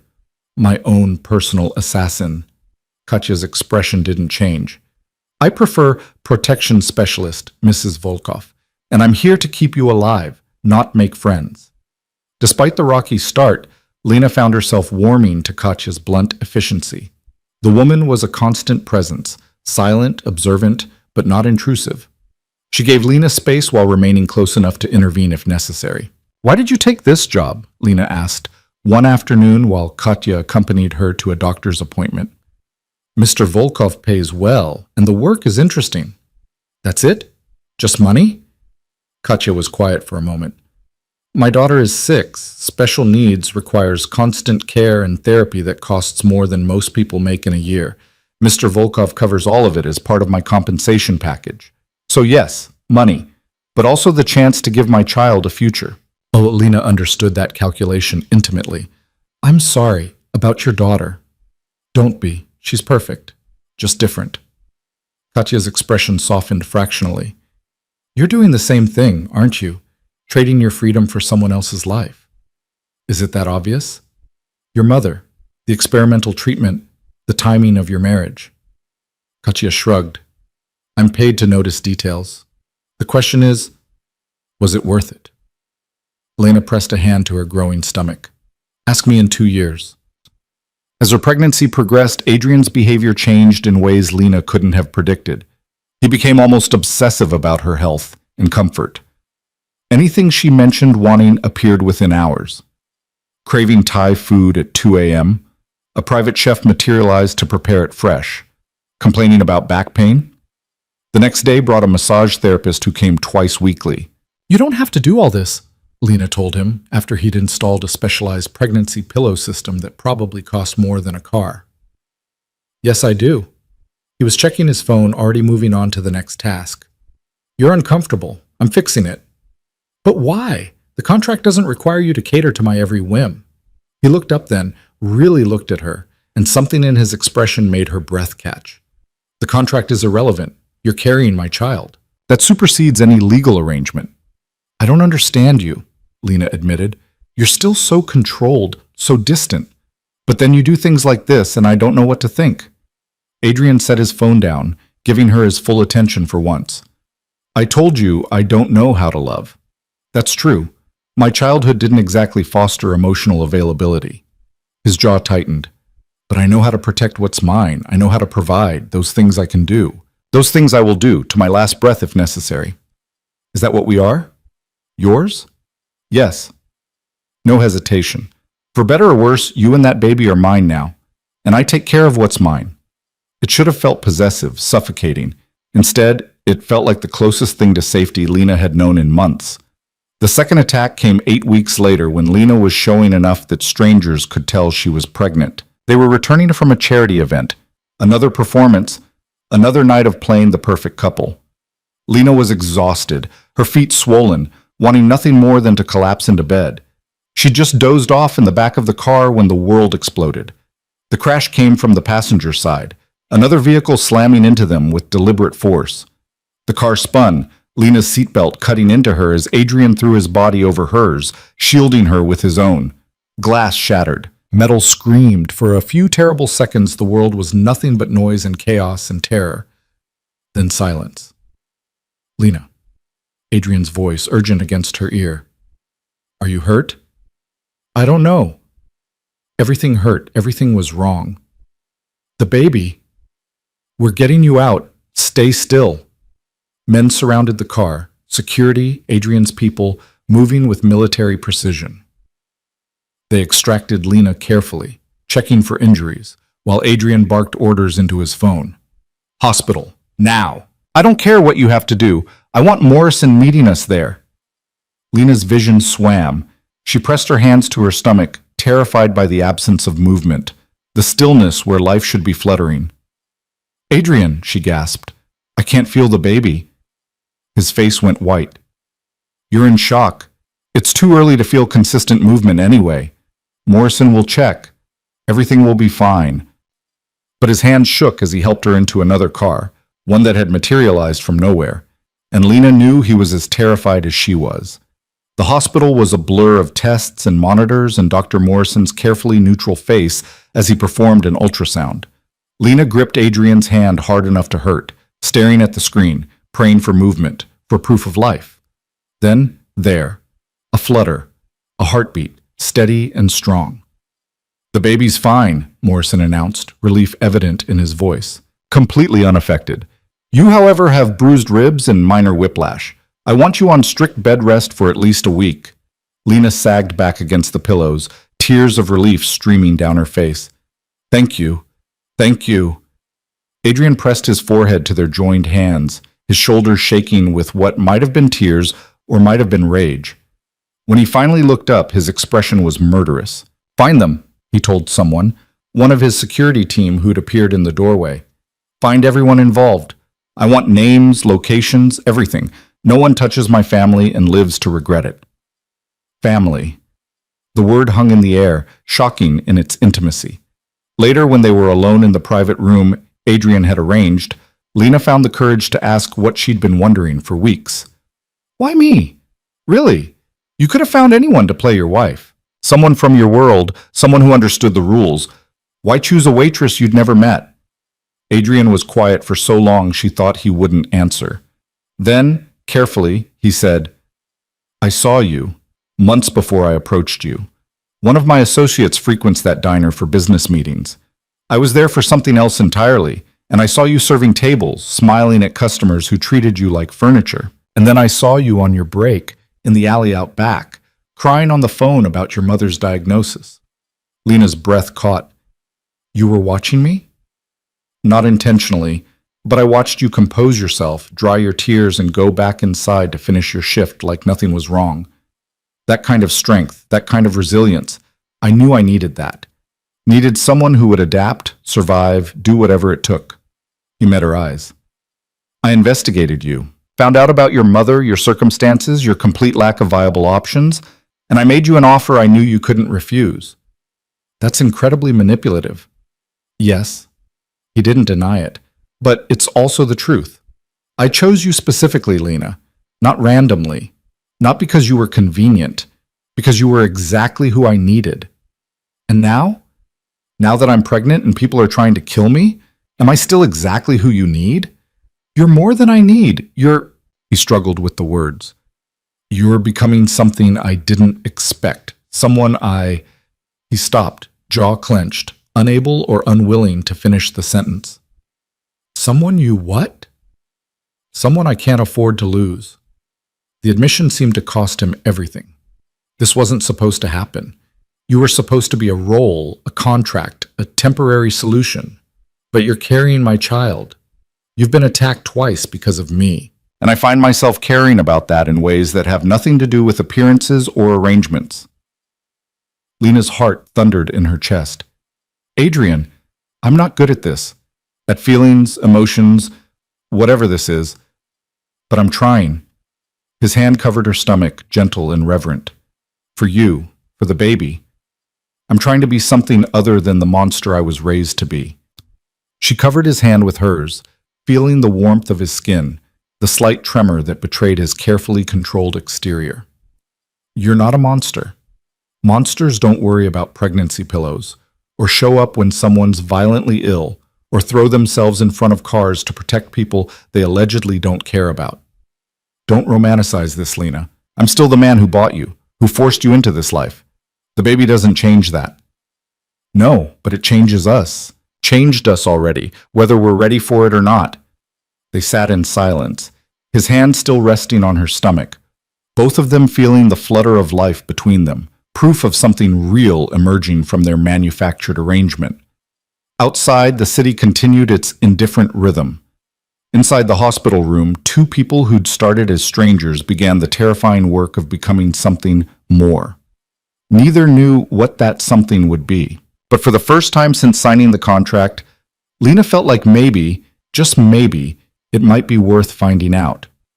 The week of bed rest gave Lena time to think about the attacks, about Adrian's confession, about the life growing inside her and the impossible situation she'd created.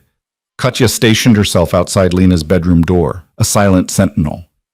Maria brought meals and magazines and endless cups of tea, and Adrian appeared multiple times a day, checking on her with an intensity that would have felt suffocating if it wasn't tinged with genuine concern. You need to learn how to protect yourself, he said on day 5, sitting in the chair beside her bed.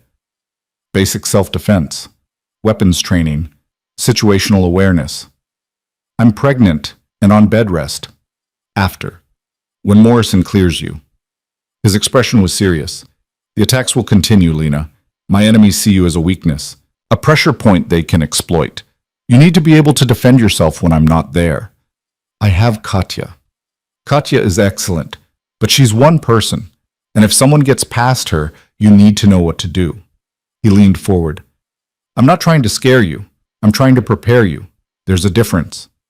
Lena thought of the gun pressed to her ribs, the crash that could have killed her and the baby. the reality of Adrian's world closing in around her. "Okay," she said finally. "Teach me." Something like approval flickered in his eyes. "I'll arrange it." True to his word, the moment Dr. Morrison cleared her for moderate activity, the training began. A converted room in the basement became a gym. Mats, punching bags, weapons she didn't recognize. Adrian himself oversaw her first lessons, with Katya providing backup instruction. "The goal isn't to win a fight," Adrian explained, demonstrating a simple wrist release technique. "It's to create an opening and escape. You're not a soldier, you're a survivor. Act accordingly." They drilled her relentlessly but carefully, always mindful of her pregnancy. How to break a hold, where to strike to cause maximum pain with minimum effort, how to recognize threats before they became attacks. "You're a natural," Katya observed after Lena successfully executed a particularly difficult escape sequence. "Good instincts." "Survival instincts," Lena corrected, breathing hard. "I've been taking care of myself for a long time." "It shows." Adrian handed her water, his fingers brushing hers. Again, from the top. The training became routine over the next month. Mornings with Katya, learning combat basics.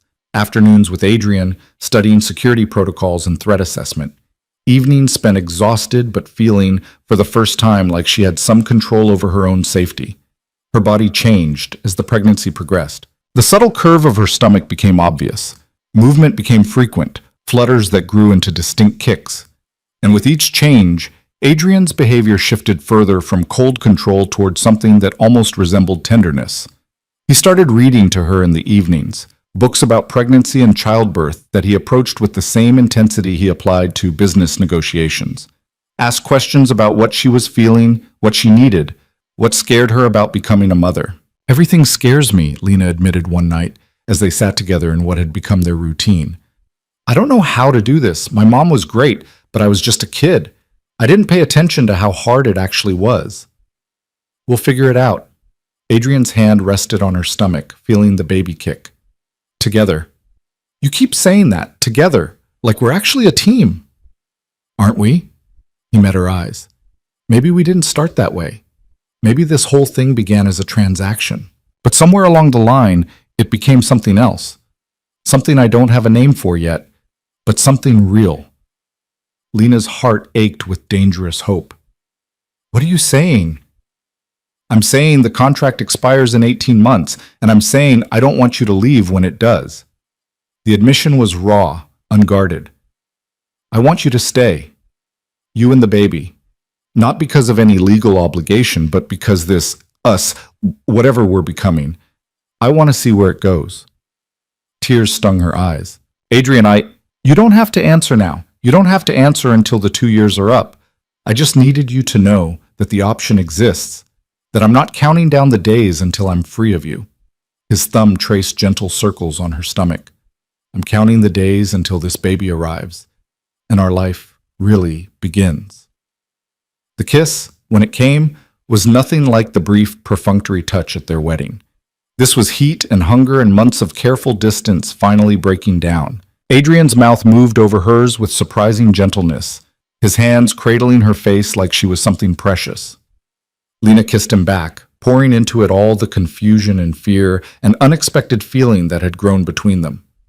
When they finally broke apart, both breathless, the world had shifted irrevocably. "That was real," Lena whispered. "Everything from now on is real." Adrian pressed his forehead to hers. "No more pretending, no more performing. Just us, figuring out how to build something worth keeping." The cage she'd felt trapped in for months suddenly felt less like a prison and more like a sanctuary. The man who'd bought her had somehow, impossibly, become someone she might actually want to stay with. Outside the windows, night had fallen over the city. Inside, two people who'd started as strangers held each other in the darkness, listening to the flutter of new life between them, and dared to hope that maybe, just maybe, they'd found something neither expected but both desperately needed. The road ahead was still dangerous, still uncertain, but for the first time since signing her name to a contract in a dying diner, Lena felt like she wasn't walking it alone. And that, she was beginning to realize, might be the most valuable thing Adrian Volkov had ever given her. The kiss changed everything and nothing simultaneously. Adrian didn't suddenly become warm and effusive. That wasn't in his nature. But the careful distance he'd maintained began to collapse in small, significant ways. His hand found hers more often. He stayed longer in the evenings, talking about everything and nothing until exhaustion pulled them both towards sleep. And sometimes, when he thought she wasn't paying attention, Lena caught him watching her with an expression that made her heart stutter. But the danger didn't disappear just because something fragile and real was growing between them. 3 weeks after their first real kiss, Adrian's phone rang at 2 in the morning. Lena woke to the sound of his voice, low, controlled, lethal, speaking rapid Russian in the darkness. She'd started sleeping in his room at his insistence, both of them too wary after the attacks to maintain separate quarters. "What is it?" she asked when he ended the call. Adrian was already dressing, his movements precise despite the hour. "Problem at one of the warehouses. I need to handle it personally." "At 2 a.m.? My business doesn't keep conventional hours." He buckled his watch, checked his phone. "Stay here. Katya's already been notified. She'll be outside the door in 5 minutes. Don't leave this room until I'm back." Fear prickled down Lena's spine. "Is this about the attacks? About me?" He paused, his expression unreadable in the dim light. "I don't know yet, but I'm not taking chances." He crossed to the bed, cupping her face with surprising gentleness. "Lock the door behind me. Don't open it for anyone but Katya or me. Promise me." "Adrian, you're scaring me." "Good. Fear keeps you careful." He kissed her forehead. "I'll be back before dawn. Get some rest." But rest was impossible after he left. Lena lay in the massive bed, one hand on her swollen stomach, feeling the baby's restless movements echo her own anxiety. The house felt too big, too empty, too full of shadows that might hide threats. Katya knocked softly at 4 a.m. "Mrs. Volkov? Are you awake?" Lena opened the door to find her bodyguard's face grave with concern. "What happened? Is Adrian okay?" "Mr. Volkov is fine, but there's been a development." Katya stepped inside, closing the door firmly. "The warehouse incident was a diversion. Someone attempted to breach the estate's perimeter while security was focused on the threat downtown." Ice flooded Lena's veins. "Did they get in?" "No, but it was close, too close." Katya's expression hardened. "Mr. Volkov is implementing new protocols. Starting immediately, you'll have 2 bodyguards instead of 1. The security system is being upgraded, and he's considering relocating you to a safer location until the baby arrives." "Relocating? Where?" "I don't have those details yet, but somewhere more defensible, more isolated." The idea of leaving, of being moved like a chess piece to yet another controlled environment, made Lena's chest tight. "I want to talk to Adrian. He's on his way back now, should be here within the hour."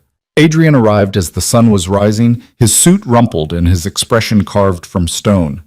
Blood stained his shirt cuff, not his own, Lena hoped. He took one look at her sitting on the bed, wide awake and worried, and some of the tension in his shoulders eased. "You're safe," he said, like he'd needed to confirm it with his own eyes. "Katya told me what happened, about the breach attempt." He moved to the bathroom, washing his hands with methodical precision. "They're getting bolder, more coordinated. This wasn't random violence. This was a planned assault on multiple fronts." "Who are they?" "Really?" Adrian returned, leaning against the doorframe. "Remnants of an organization I dismantled 3 years ago. They've been rebuilding, consolidating power, and now they see you as the perfect way to hurt me. Because I'm your wife. Because you're everything I didn't know I wanted until I already had it." The admission was raw, unguarded. "They know that targeting you would destroy me in ways that attacking my business never could." Lena pressed a hand to her stomach, feeling the baby kick insistently. "What do we do?" "We adapt. We survive." He sat beside her on the bed, taking her hand. "I have a property upstate, completely off the grid. Security that makes this place look like a vacation home. I want to move you there until after the baby is born. And you?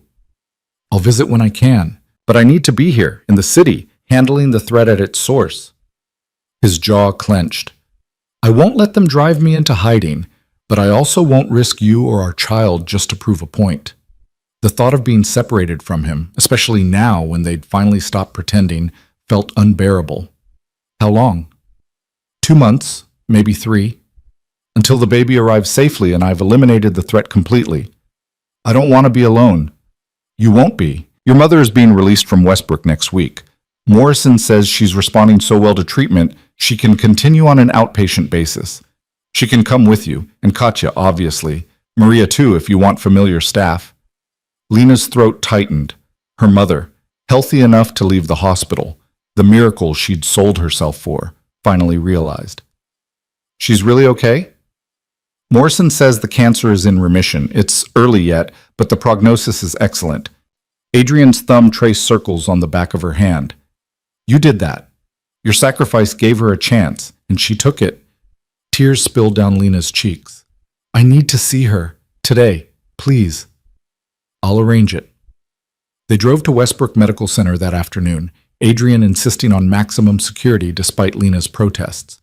Her mother was in her room, packing the few belongings she'd accumulated during her stay, looking healthier than Lena had seen her in over a year.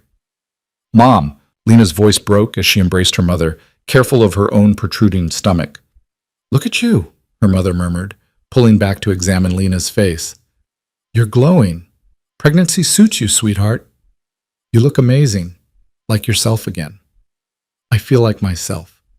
For the first time in forever, I feel alive. Her mother's eyes filled with tears.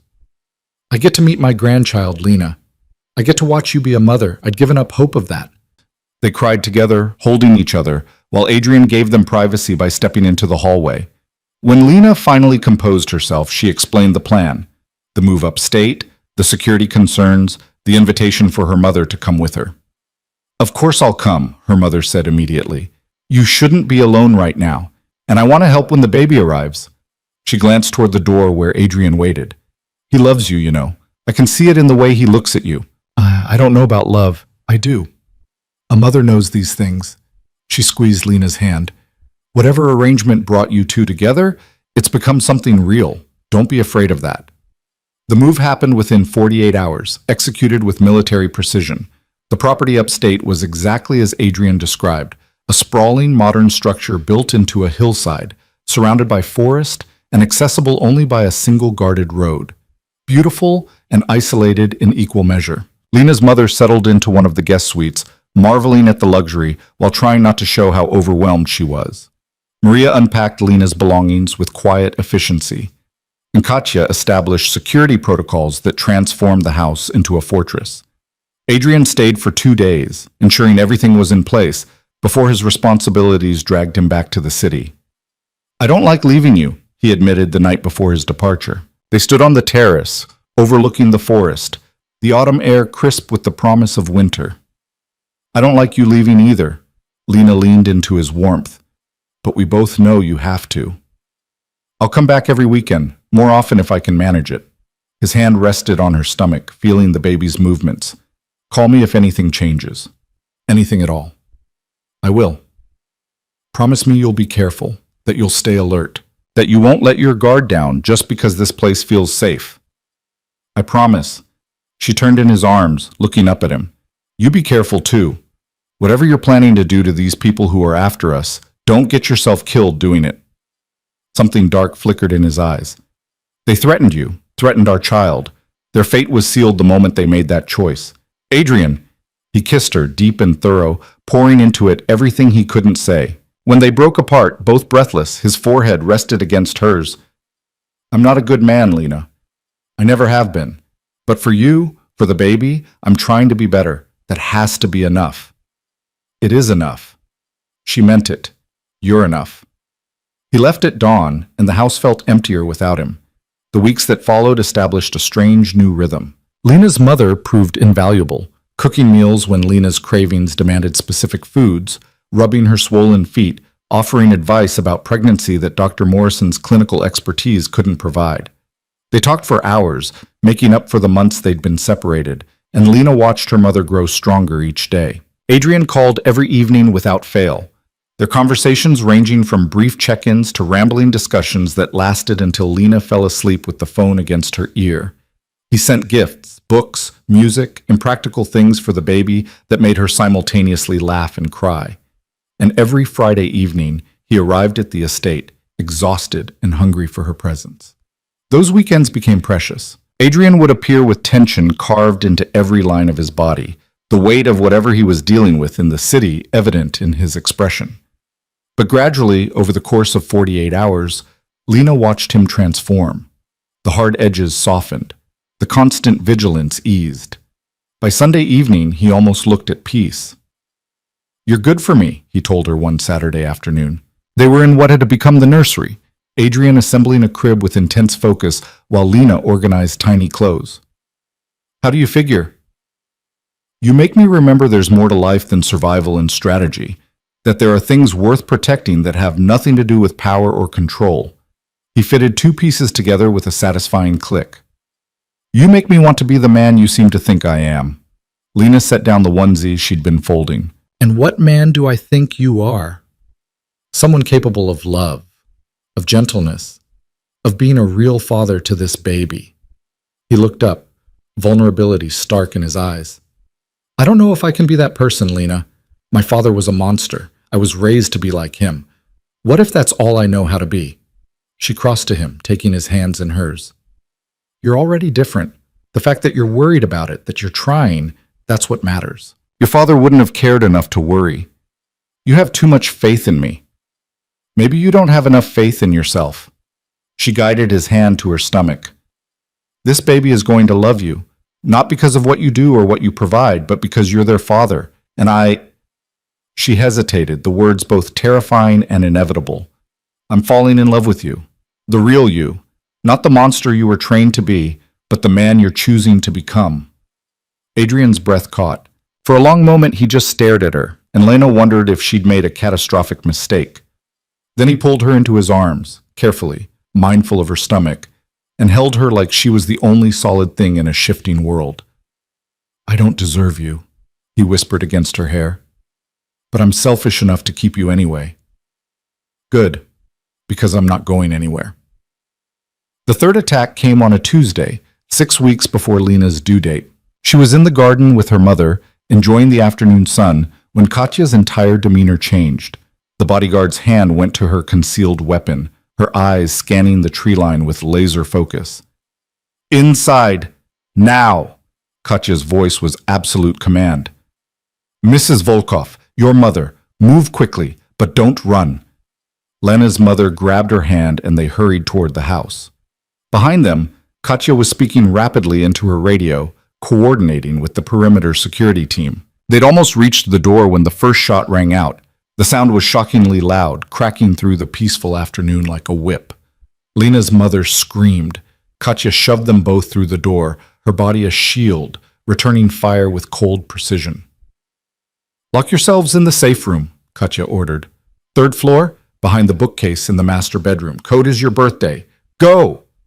More shots, the sound of breaking glass, male voices shouting in Russian. Lena grabbed her mother's hand and ran, as much as a woman 8 months pregnant could run. Her mother, still weak from her illness, struggled to keep pace. They made it to the third floor, Lena's lungs burning, and found the bookcase Katya had indicated. "My birthday. Which format?" Lena's hands shook as she faced the keypad. "Try month, day, year." She punched in the numbers. The bookcase swung open, revealing a reinforced door. They stumbled inside just as they heard footsteps pounding up the stairs. The safe room was exactly that. A windowless cell with reinforced walls, basic supplies, and a communication system. Lena locked the door and immediately went to the phone, dialing Adrian's direct line. He answered on the first ring. "Lena? What's wrong?" "They're here. In the house. Katya got us to the safe room, but there were shots. Adrian, I don't know if she's okay, if anyone's okay." "How many attackers did you see?" "I don't know. 3, maybe more." "Stay in that room. Don't open the door for anyone but me or Katya. I'm 10 minutes out. I was already on my way when the perimeter alarm triggered." His voice was lethal calm. "You're safe where you are. The room is impenetrable.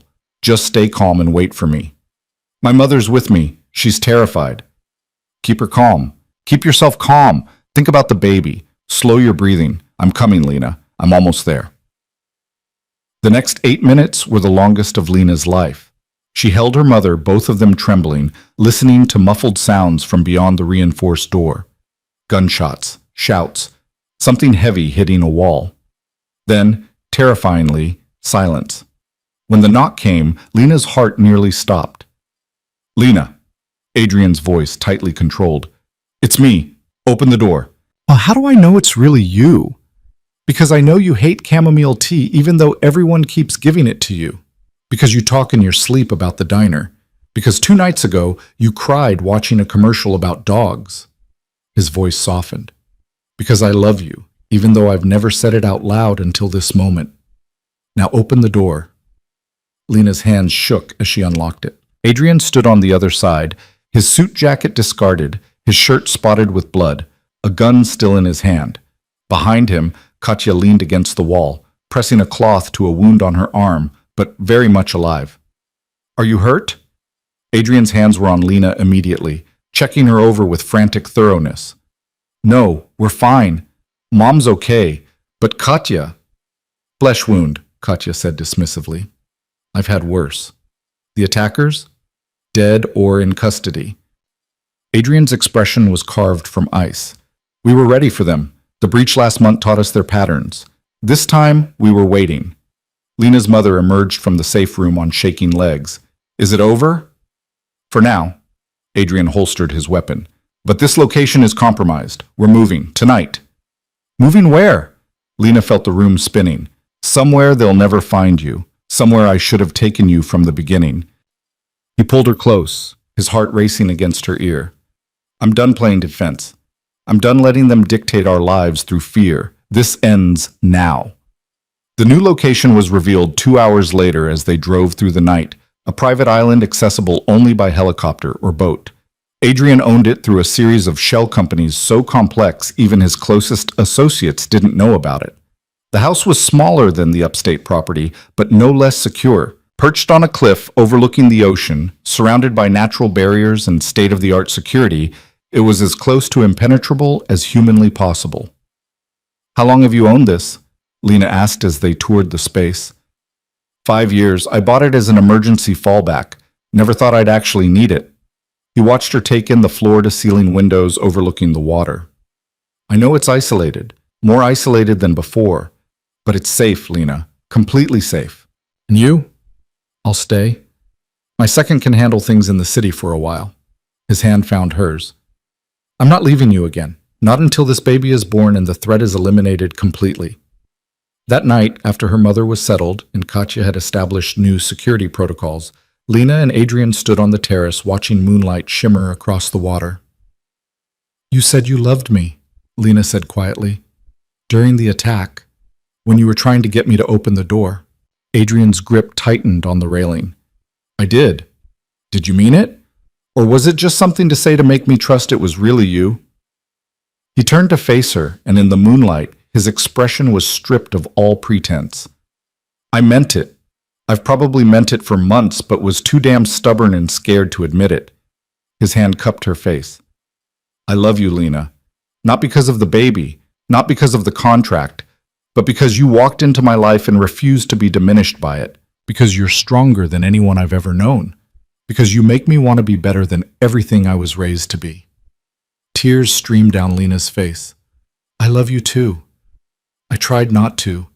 Tried to keep it as just an arrangement, just survival, but somewhere between the morning sickness and the attacks and the late-night conversations, I fell completely and hopelessly in love with you." The kiss was different from all the others, deeper, more certain, weighted with promises they were finally ready to make. When they broke apart, both breathless, Adrian pressed his forehead to hers. "The contract expires in 6 months," he said. "I'm burning it, tonight. Whatever we are now, whatever we're becoming, it has nothing to do with legal obligations or business arrangements." "What does it have to do with?" "Choice. I choose you. I choose this. I choose to build a life with you that's real and messy and complicated and completely ours. Even though I'm a waitress who didn't know which fork to use?" He laughed, actually laughed, the sound warm and genuine. "Especially because of that. You're real, Lena. In a world full of performance and pretense, you're the only real thing I have." They went inside as the wind picked up off the ocean. In the master bedroom, Adrian built a fire while Lena changed into comfortable clothes. Later, they lay together in the massive bed, Lena's back against Adrian's chest, his hand resting on her stomach. "The baby's active tonight," he observed as tiny kicks drummed against his palm. "Probably picking up on my adrenaline from earlier." Lena laced her fingers through his. "Do you think about it? About being a father?" "Constantly. It terrifies me." "You'll be good at it." "How can you be so sure?" "Because you care enough to be terrified. Because you're already protective and careful and trying so hard to be better." She shifted to look at him. "And because I'll be there to help you figure it out. We're doing this together, remember?" "Together." He kissed her temple. "I like the sound of that." The next few weeks passed in strange tranquility. Cut off from the outside world, surrounded by ocean and security, Lena's pregnancy progressed without incident. Her mother thrived in the island air, gaining strength daily. And Adrian transformed from the cold, controlled man who'd bought her into something Lena had never imagined. A partner, genuinely present and engaged. He took over many of the preparations for the baby's arrival, turning a small bedroom into a nursery with the same intense focus he applied to everything. They debated names, argued playfully about parenting philosophies neither had experience with, and fell asleep each night tangled together. "I never knew I could be this happy," Lena admitted one evening as they watched the sunset paint the ocean gold and crimson. "Neither did I." Adrian's arm tightened around her shoulders. "I thought happiness was weakness, that contentment made you vulnerable. But this, being with you, preparing for our child, this feels like the strongest thing I've ever done." "Because it's real." "Because it's real," he agreed. Dr. Morrison flew in weekly via helicopter to monitor Lena's progress. On one visit, 3 weeks before her due date, his examination took longer than usual. When he finally emerged from the bedroom-turned-exam room, his expression was serious. "The baby's in position. Everything looks good, but I want to stay on the island for the next few weeks, just to be safe. Your blood pressure is slightly elevated, and given everything you've been through, I'd rather be here than scrambling to arrive if you go into labor early." "Is something wrong?" Lena's hand went instinctively to her stomach. "Nothing wrong, just an abundance of caution." Morrison smiled reassuringly. "You're healthy, the baby's healthy. I just want to ensure we stay that way." Adrian arranged for Morrison to have his own suite, along with a backup obstetric nurse and enough medical equipment to handle any complication. Lena would have found it excessive if she wasn't secretly relieved to have medical expertise so close. 2 weeks later, on a Tuesday morning when the ocean was gray and restless with an approaching storm, Lena woke to a sensation that was both familiar and entirely new. A tightening across her abdomen, uncomfortable but not quite painful. She waited, timing it. 15 minutes later, another. Then 12 minutes. Then 10. "Adrian," she shook his shoulder gently. "I think it's time." He was awake instantly, already moving. "You're sure?" "The contractions are regular and getting closer together, so yes, I'm sure." What followed was controlled chaos. Morrison arrived within minutes, calm and professional. The obstetric nurse set up equipment while Katya hovered anxiously in the hallway. Lena's mother held her hand through the early contractions, offering encouragement and reassurance. And Adrian stayed by her side through all of it, 16 hours of labor that ranged from manageable to excruciating. He held her hand, wiped her forehead, breathed with her through contractions, and never once looked away. "I can't do this," Lena gasped during a particularly brutal contraction. "I can't. It's too much." "Yes, you can." Adrian's voice was absolute certainty. "You're the strongest person I know. You've survived everything life has thrown at you. You can do this." "Easy for you to say. You're not the one being torn in half." "If I could take this for you, I would. But I can't. So I'm here, and I'm not leaving, and you're going to get through this because that's what you do. You survive. You endure. You win." The baby arrived at sunset, emerging into the world with a furious cry that announced her presence with unmistakable authority. Morrison placed her on Lena's chest, tiny and perfect and absolutely real. "A girl," the doctor announced, beaming. "Healthy lungs, good color, beautiful." Lena stared down at her daughter, overwhelmed by love so intense it hurt. "She's perfect." Adrian's hand trembled as he touched the baby's tiny fingers. His expression was naked with emotion, wonder and fear and love all tangled together. "She's so small." "She's perfect," Lena repeated, tears streaming down her face. "Look what we made. Look what you did." He kissed Lena's forehead, his voice rough. "You're incredible. Thank you. Thank you for this, for her, for everything." But later, after Morrison had completed his checks and confirmed that both mother and baby were healthy, after Lena's mother had cried happy tears while holding her granddaughter, after Katya had made surprisingly cooing noises over the infant, later, when it was just the three of them in the quiet room, Adrian held his daughter for the first time. She fit in his arms like she'd been made for them, her tiny face scrunched in sleep. He stared down at her with an expression of such reverence that Lena's heart ached. "I don't know how to do this," he whispered. "Neither do I. We'll figure it out together. I'm going to protect her, no matter what it costs. No one will ever hurt her the way I was hurt. She'll never know the kind of fear I grew up with." "I know, because you love her already. More than I knew was possible." He looked up, meeting Lena's eyes. "More than I thought I was capable of feeling." "Welcome to parenthood," Lena said with a tired smile. "Apparently it turns ruthless mafia bosses into puddles." "Apparently so." He returned the baby to her arms, then climbed carefully onto the bed beside them. "What should we name her?"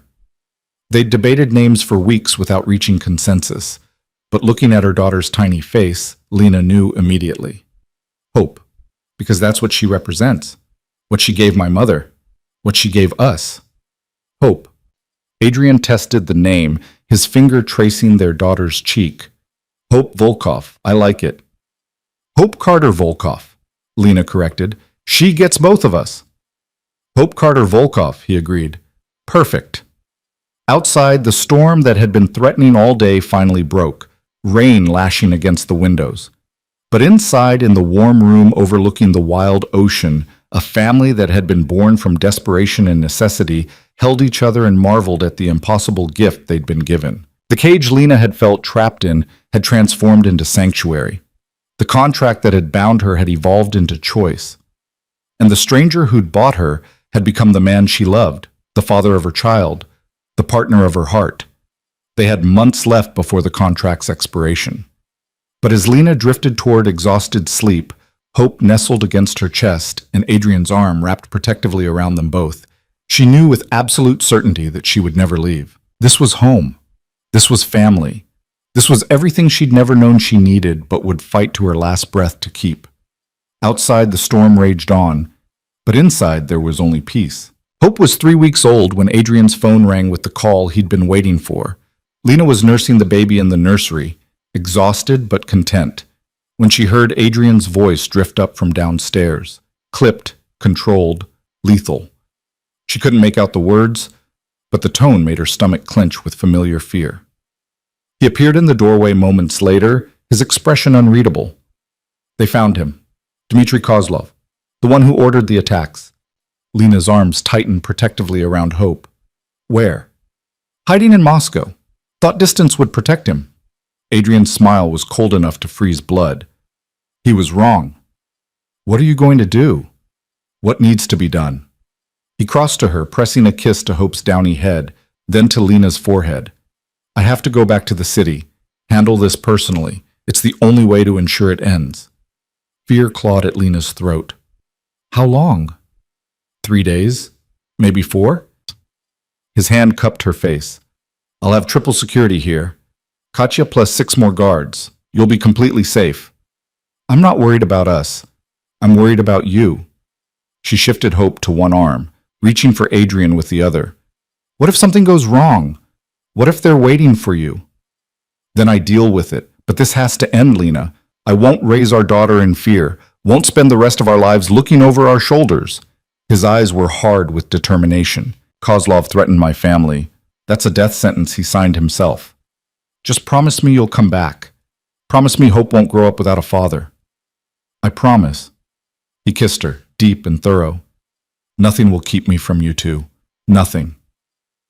He left before dawn, and the island felt emptier without him. Lena threw herself into caring for Hope, trying not to watch the clock, trying not to imagine all the ways this could go catastrophically wrong. Her mother noticed immediately. He'll be fine. Men like Adrian don't die easily. Men like Adrian make enemies who are just as dangerous as they are. Lena paced the living room, Hope asleep against her shoulder. I should be used to this by now. The danger, the violence, all of it. But I'm not. Every time he walks out that door, I'm terrified it's the last time I'll see him. That's love. Her mother's smile was sad and knowing. It makes us vulnerable in ways nothing else can. The first day passed in agonizing slowness. Adrian called twice, brief updates that told her nothing except that he was alive and working. The second day brought only a single text message, making progress, love you both. On the third day, silence. Lena tried not to panic, told herself he was busy, focused, dealing with things that required his complete attention. But as hours stretched into evening with no word, fear transformed into terror. Something's wrong, she told Katya at midnight. He always checks in. Always. Even if it's just a text. Katya's expression was carefully neutral. Mr. Volkov can take care of himself. That's not an answer. It's the only answer I have. But Katya's hand rested on her concealed weapon, and Lena knew the bodyguard was worried too. Dawn of the fourth day broke gray and cold. Lena had barely slept, spending the night feeding Hope and staring at her phone, willing it to ring. When the helicopter's distant thrum finally reached her ears around 7 a.m., she ran to the window with her heart in her throat. Adrian emerged from the helicopter looking like he'd been through a war. His face was bruised, one eye swollen nearly shut, and he moved with the careful precision of someone managing significant pain. But he was alive. He was here. He was home. Lena met him at the door, Hope clutching her shirt, tears already streaming down her face. You're hurt. I'm fine. His smile was lopsided from the swelling. You should see the other guy. That's not funny. Wasn't meant to be. He reached for them both, pulling them carefully into his arms.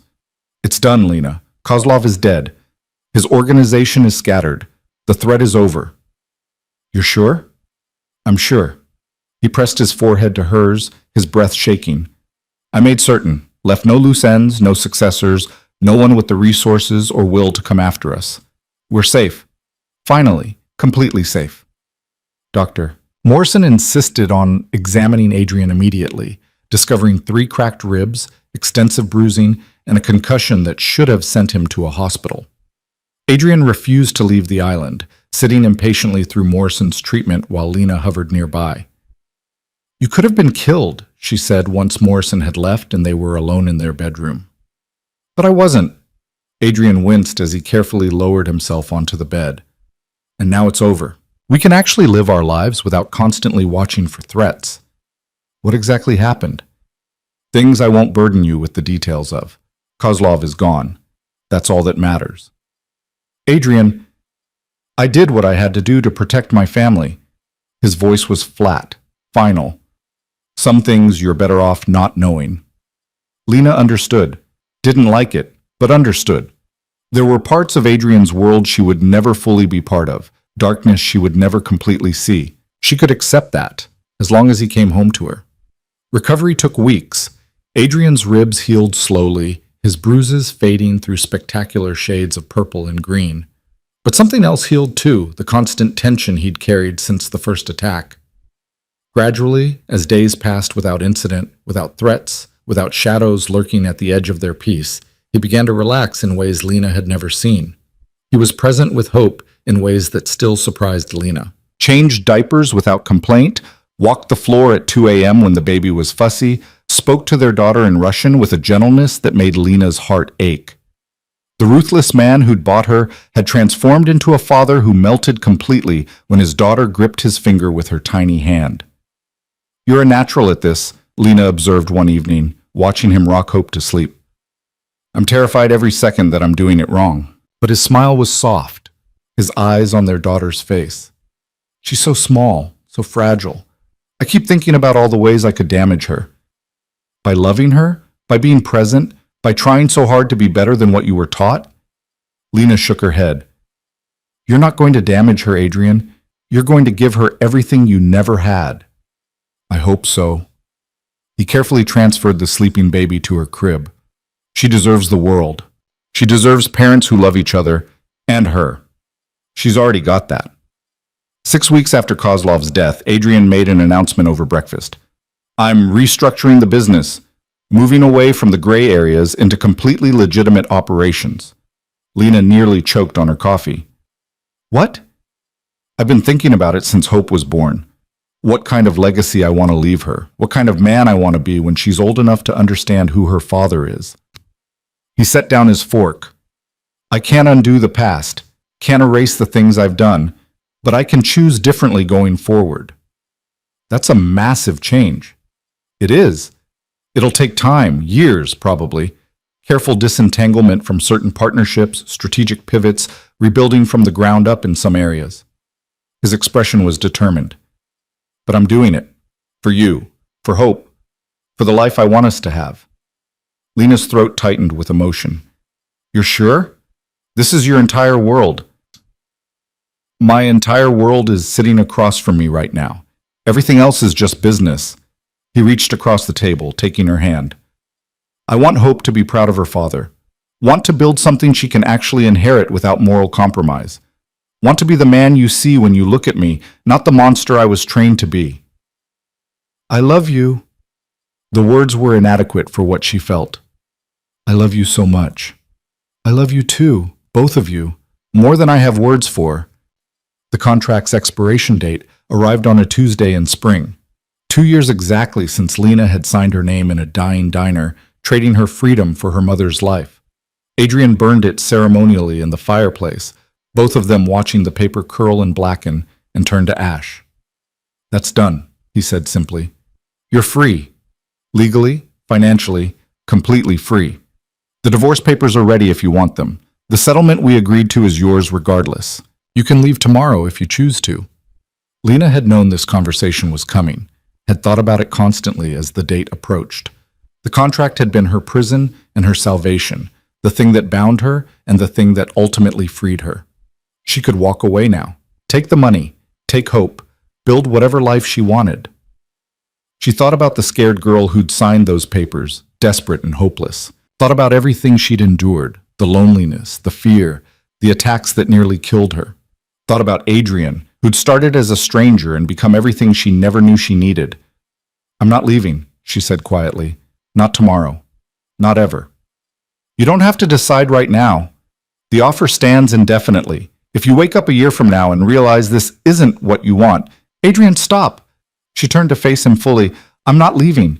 Not because of the money. Not because of some obligation. I'm staying because I choose to. Because this is my home. You're my home. This life we've built. Messy and complicated and nothing like what I imagined.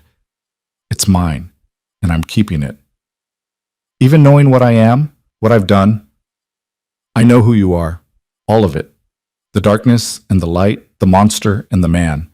And I choose all of it. I choose you. She moved into his arms. So put those divorce papers away. We're not going to need them. His embrace was tight enough to steal her breath. You're sure? I've never been more sure of anything. Then I have something for you. He pulled back, reaching into his pocket. The contract is dead, but I'd like to replace it with something real. The ring was nothing like the simple platinum band from their courthouse wedding. This was a work of art, a single diamond surrounded by smaller stones that caught the light like captured stars. This isn't about ownership or contracts or arrangements, Adrian said, his voice rough.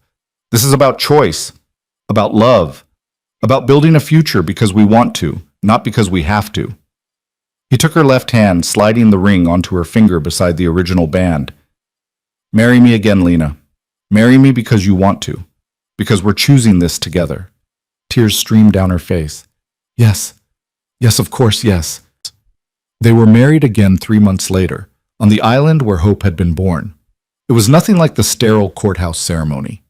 Lena's mother stood as her witness, healthy and glowing, holding Hope, who was dressed in a tiny white dress. Katya attended in full formal attire, looking uncomfortable but pleased. Even Maria made the journey, crying happy tears throughout the brief ceremony. The officiant was flown in specially, a woman who spoke about love and choice and the courage it takes to build something real from broken beginnings. Adrian's vows were simple but devastating in their sincerity. I didn't know how to love when I found you. Didn't believe I was capable of it. But you taught me. You and Hope showed me that there's more to life than power and control. That the greatest strength is allowing yourself to be vulnerable with someone who sees all of you and chooses you anyway. His hands trembled slightly as they held hers. I choose you, Lena. Today and every day forward. Not because of any contract, but because you're the best thing that ever happened to me, and I'm selfish enough to keep you forever if you'll let me. Lena's vows were equally raw.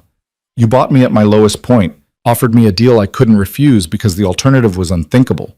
I thought I was selling myself into a cage. But you gave me freedom I'd never known. Showed me what it means to be truly seen, truly valued, truly loved. She squeezed his hands. I choose you, Adrian. Choose this life we're building. Choose every day to love you more than I did the day before. Choose to be your wife not because I have to, but because I can't imagine being anything else. When the officiant pronounced them husband and wife, the kiss was nothing like the brief, perfunctory touch from 2 years ago. This was heat and promise and certainty. This was real in every way that mattered. The small reception that followed was intimate and joyful. Lena's mother gave a toast that had everyone crying, talking about second chances and the miracles that sometimes emerge from our darkest moments. Katya actually smiled. Hope, passed from person to person, absorbed the love surrounding her with wide, serious eyes. Later, as the sun set over the ocean in spectacular shades of gold and crimson, Lena and Adrian stood on the terrace watching the waves. Do you ever regret it? Adrian asked quietly. That day in the diner, signing the contract, everything that came after.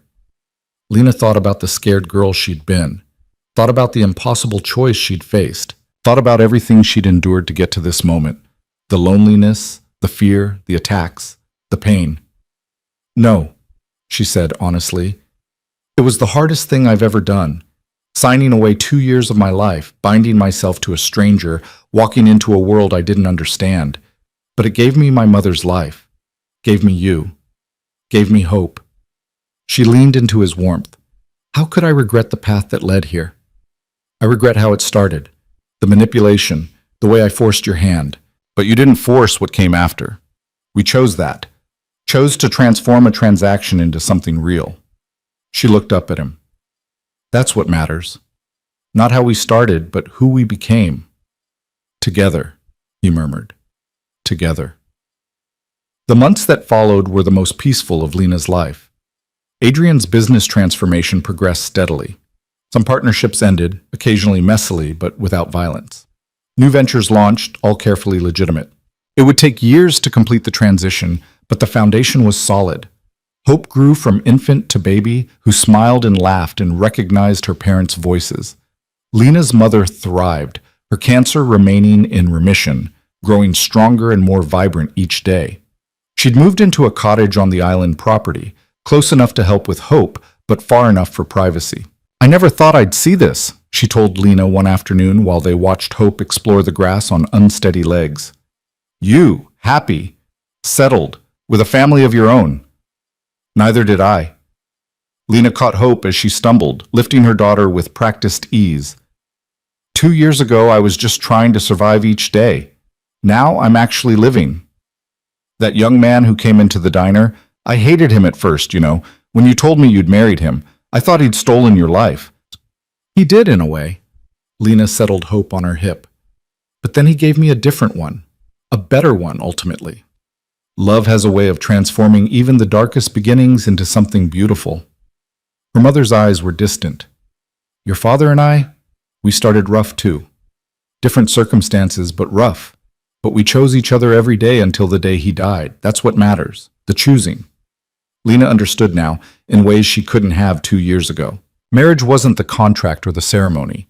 It was the daily choice to show up, to try, to love, even when it was hard. Adrian appeared from the house, shirt sleeves rolled up, looking more relaxed than Lena had ever seen him. There are my girls. He scooped Hope from Lena's arms, tossing her gently into the air. Hope's delighted shriek echoed across the grounds. Careful with her, Lena warned, but she was smiling. She's fine. Aren't you, little one?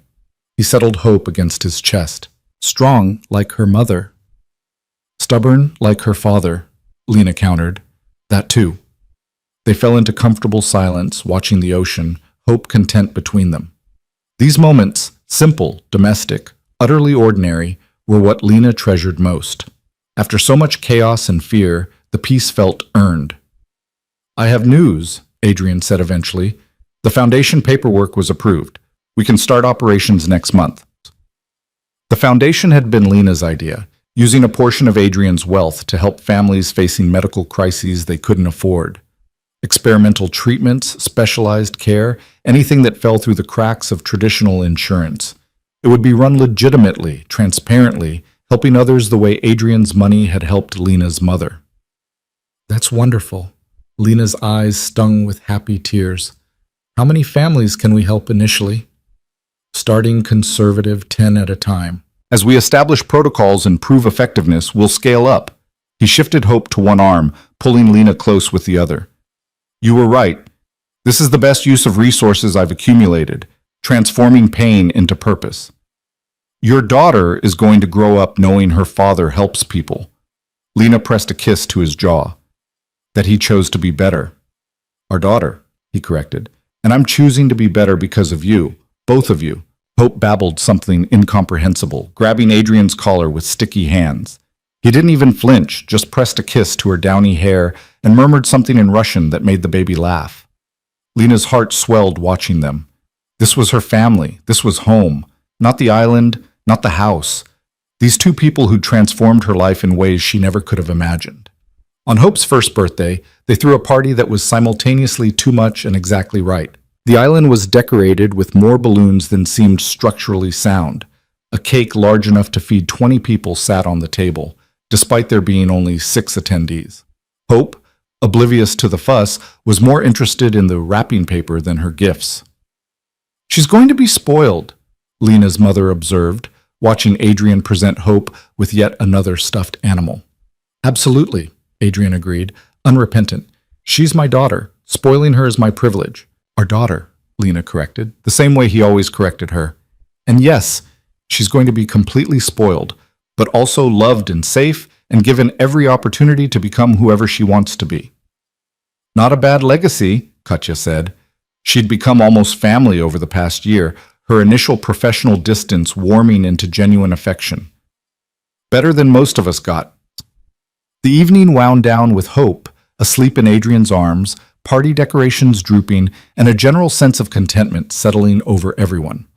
After the guests had retired to their own spaces, Lena and Adrian sat together on the terrace, their spot, where they'd had so many important conversations. 1 year, Lena mused. Hope's been in the world for a whole year. Best year of my life. Adrian's certainty was absolute. Watching her grow, watching you as a mother, building this life together, nothing I accomplished before compares. Not even your business empire? Especially not that. That was about power and control and proving I was stronger than what tried to break me. He looked down at Hope's sleeping face. This is about love, about creating something good in a world that showed me mostly darkness. This matters in ways nothing else ever did. Lena rested her head on his shoulder, careful not to jostle their sleeping daughter. I'm glad I signed that contract. Even though I manipulated you into it? Even though. Because it led here. To this moment, this life, this family. She paused. Do you think about it? About how differently things could have gone? Constantly. Every possible bad ending plays through my mind. His arm tightened around her. But we got the good ending instead. Against all odds, despite everything working against us, we got this. We made this, Lena corrected. We chose it. Every day, we chose each other and this life. That's not luck. That's us refusing to settle for anything less than real. They sat in comfortable silence as stars emerged overhead, the ocean's rhythm a constant backdrop. Hope stirred slightly but didn't wake, secure in her father's arms. I love you, Adrian said quietly. I know I say it often now, but I don't think I'll ever stop marveling at being able to say it and mean it. I love you too. Both of you more than I have words for. The future stretched ahead of them, uncertain in its details but certain in its foundation. There would be challenges. Hope would grow, bringing new joys and new worries. The business transformation would continue, with all its complications. Life would happen, as it always did, with its mixture of triumph and struggle, but they would face it together.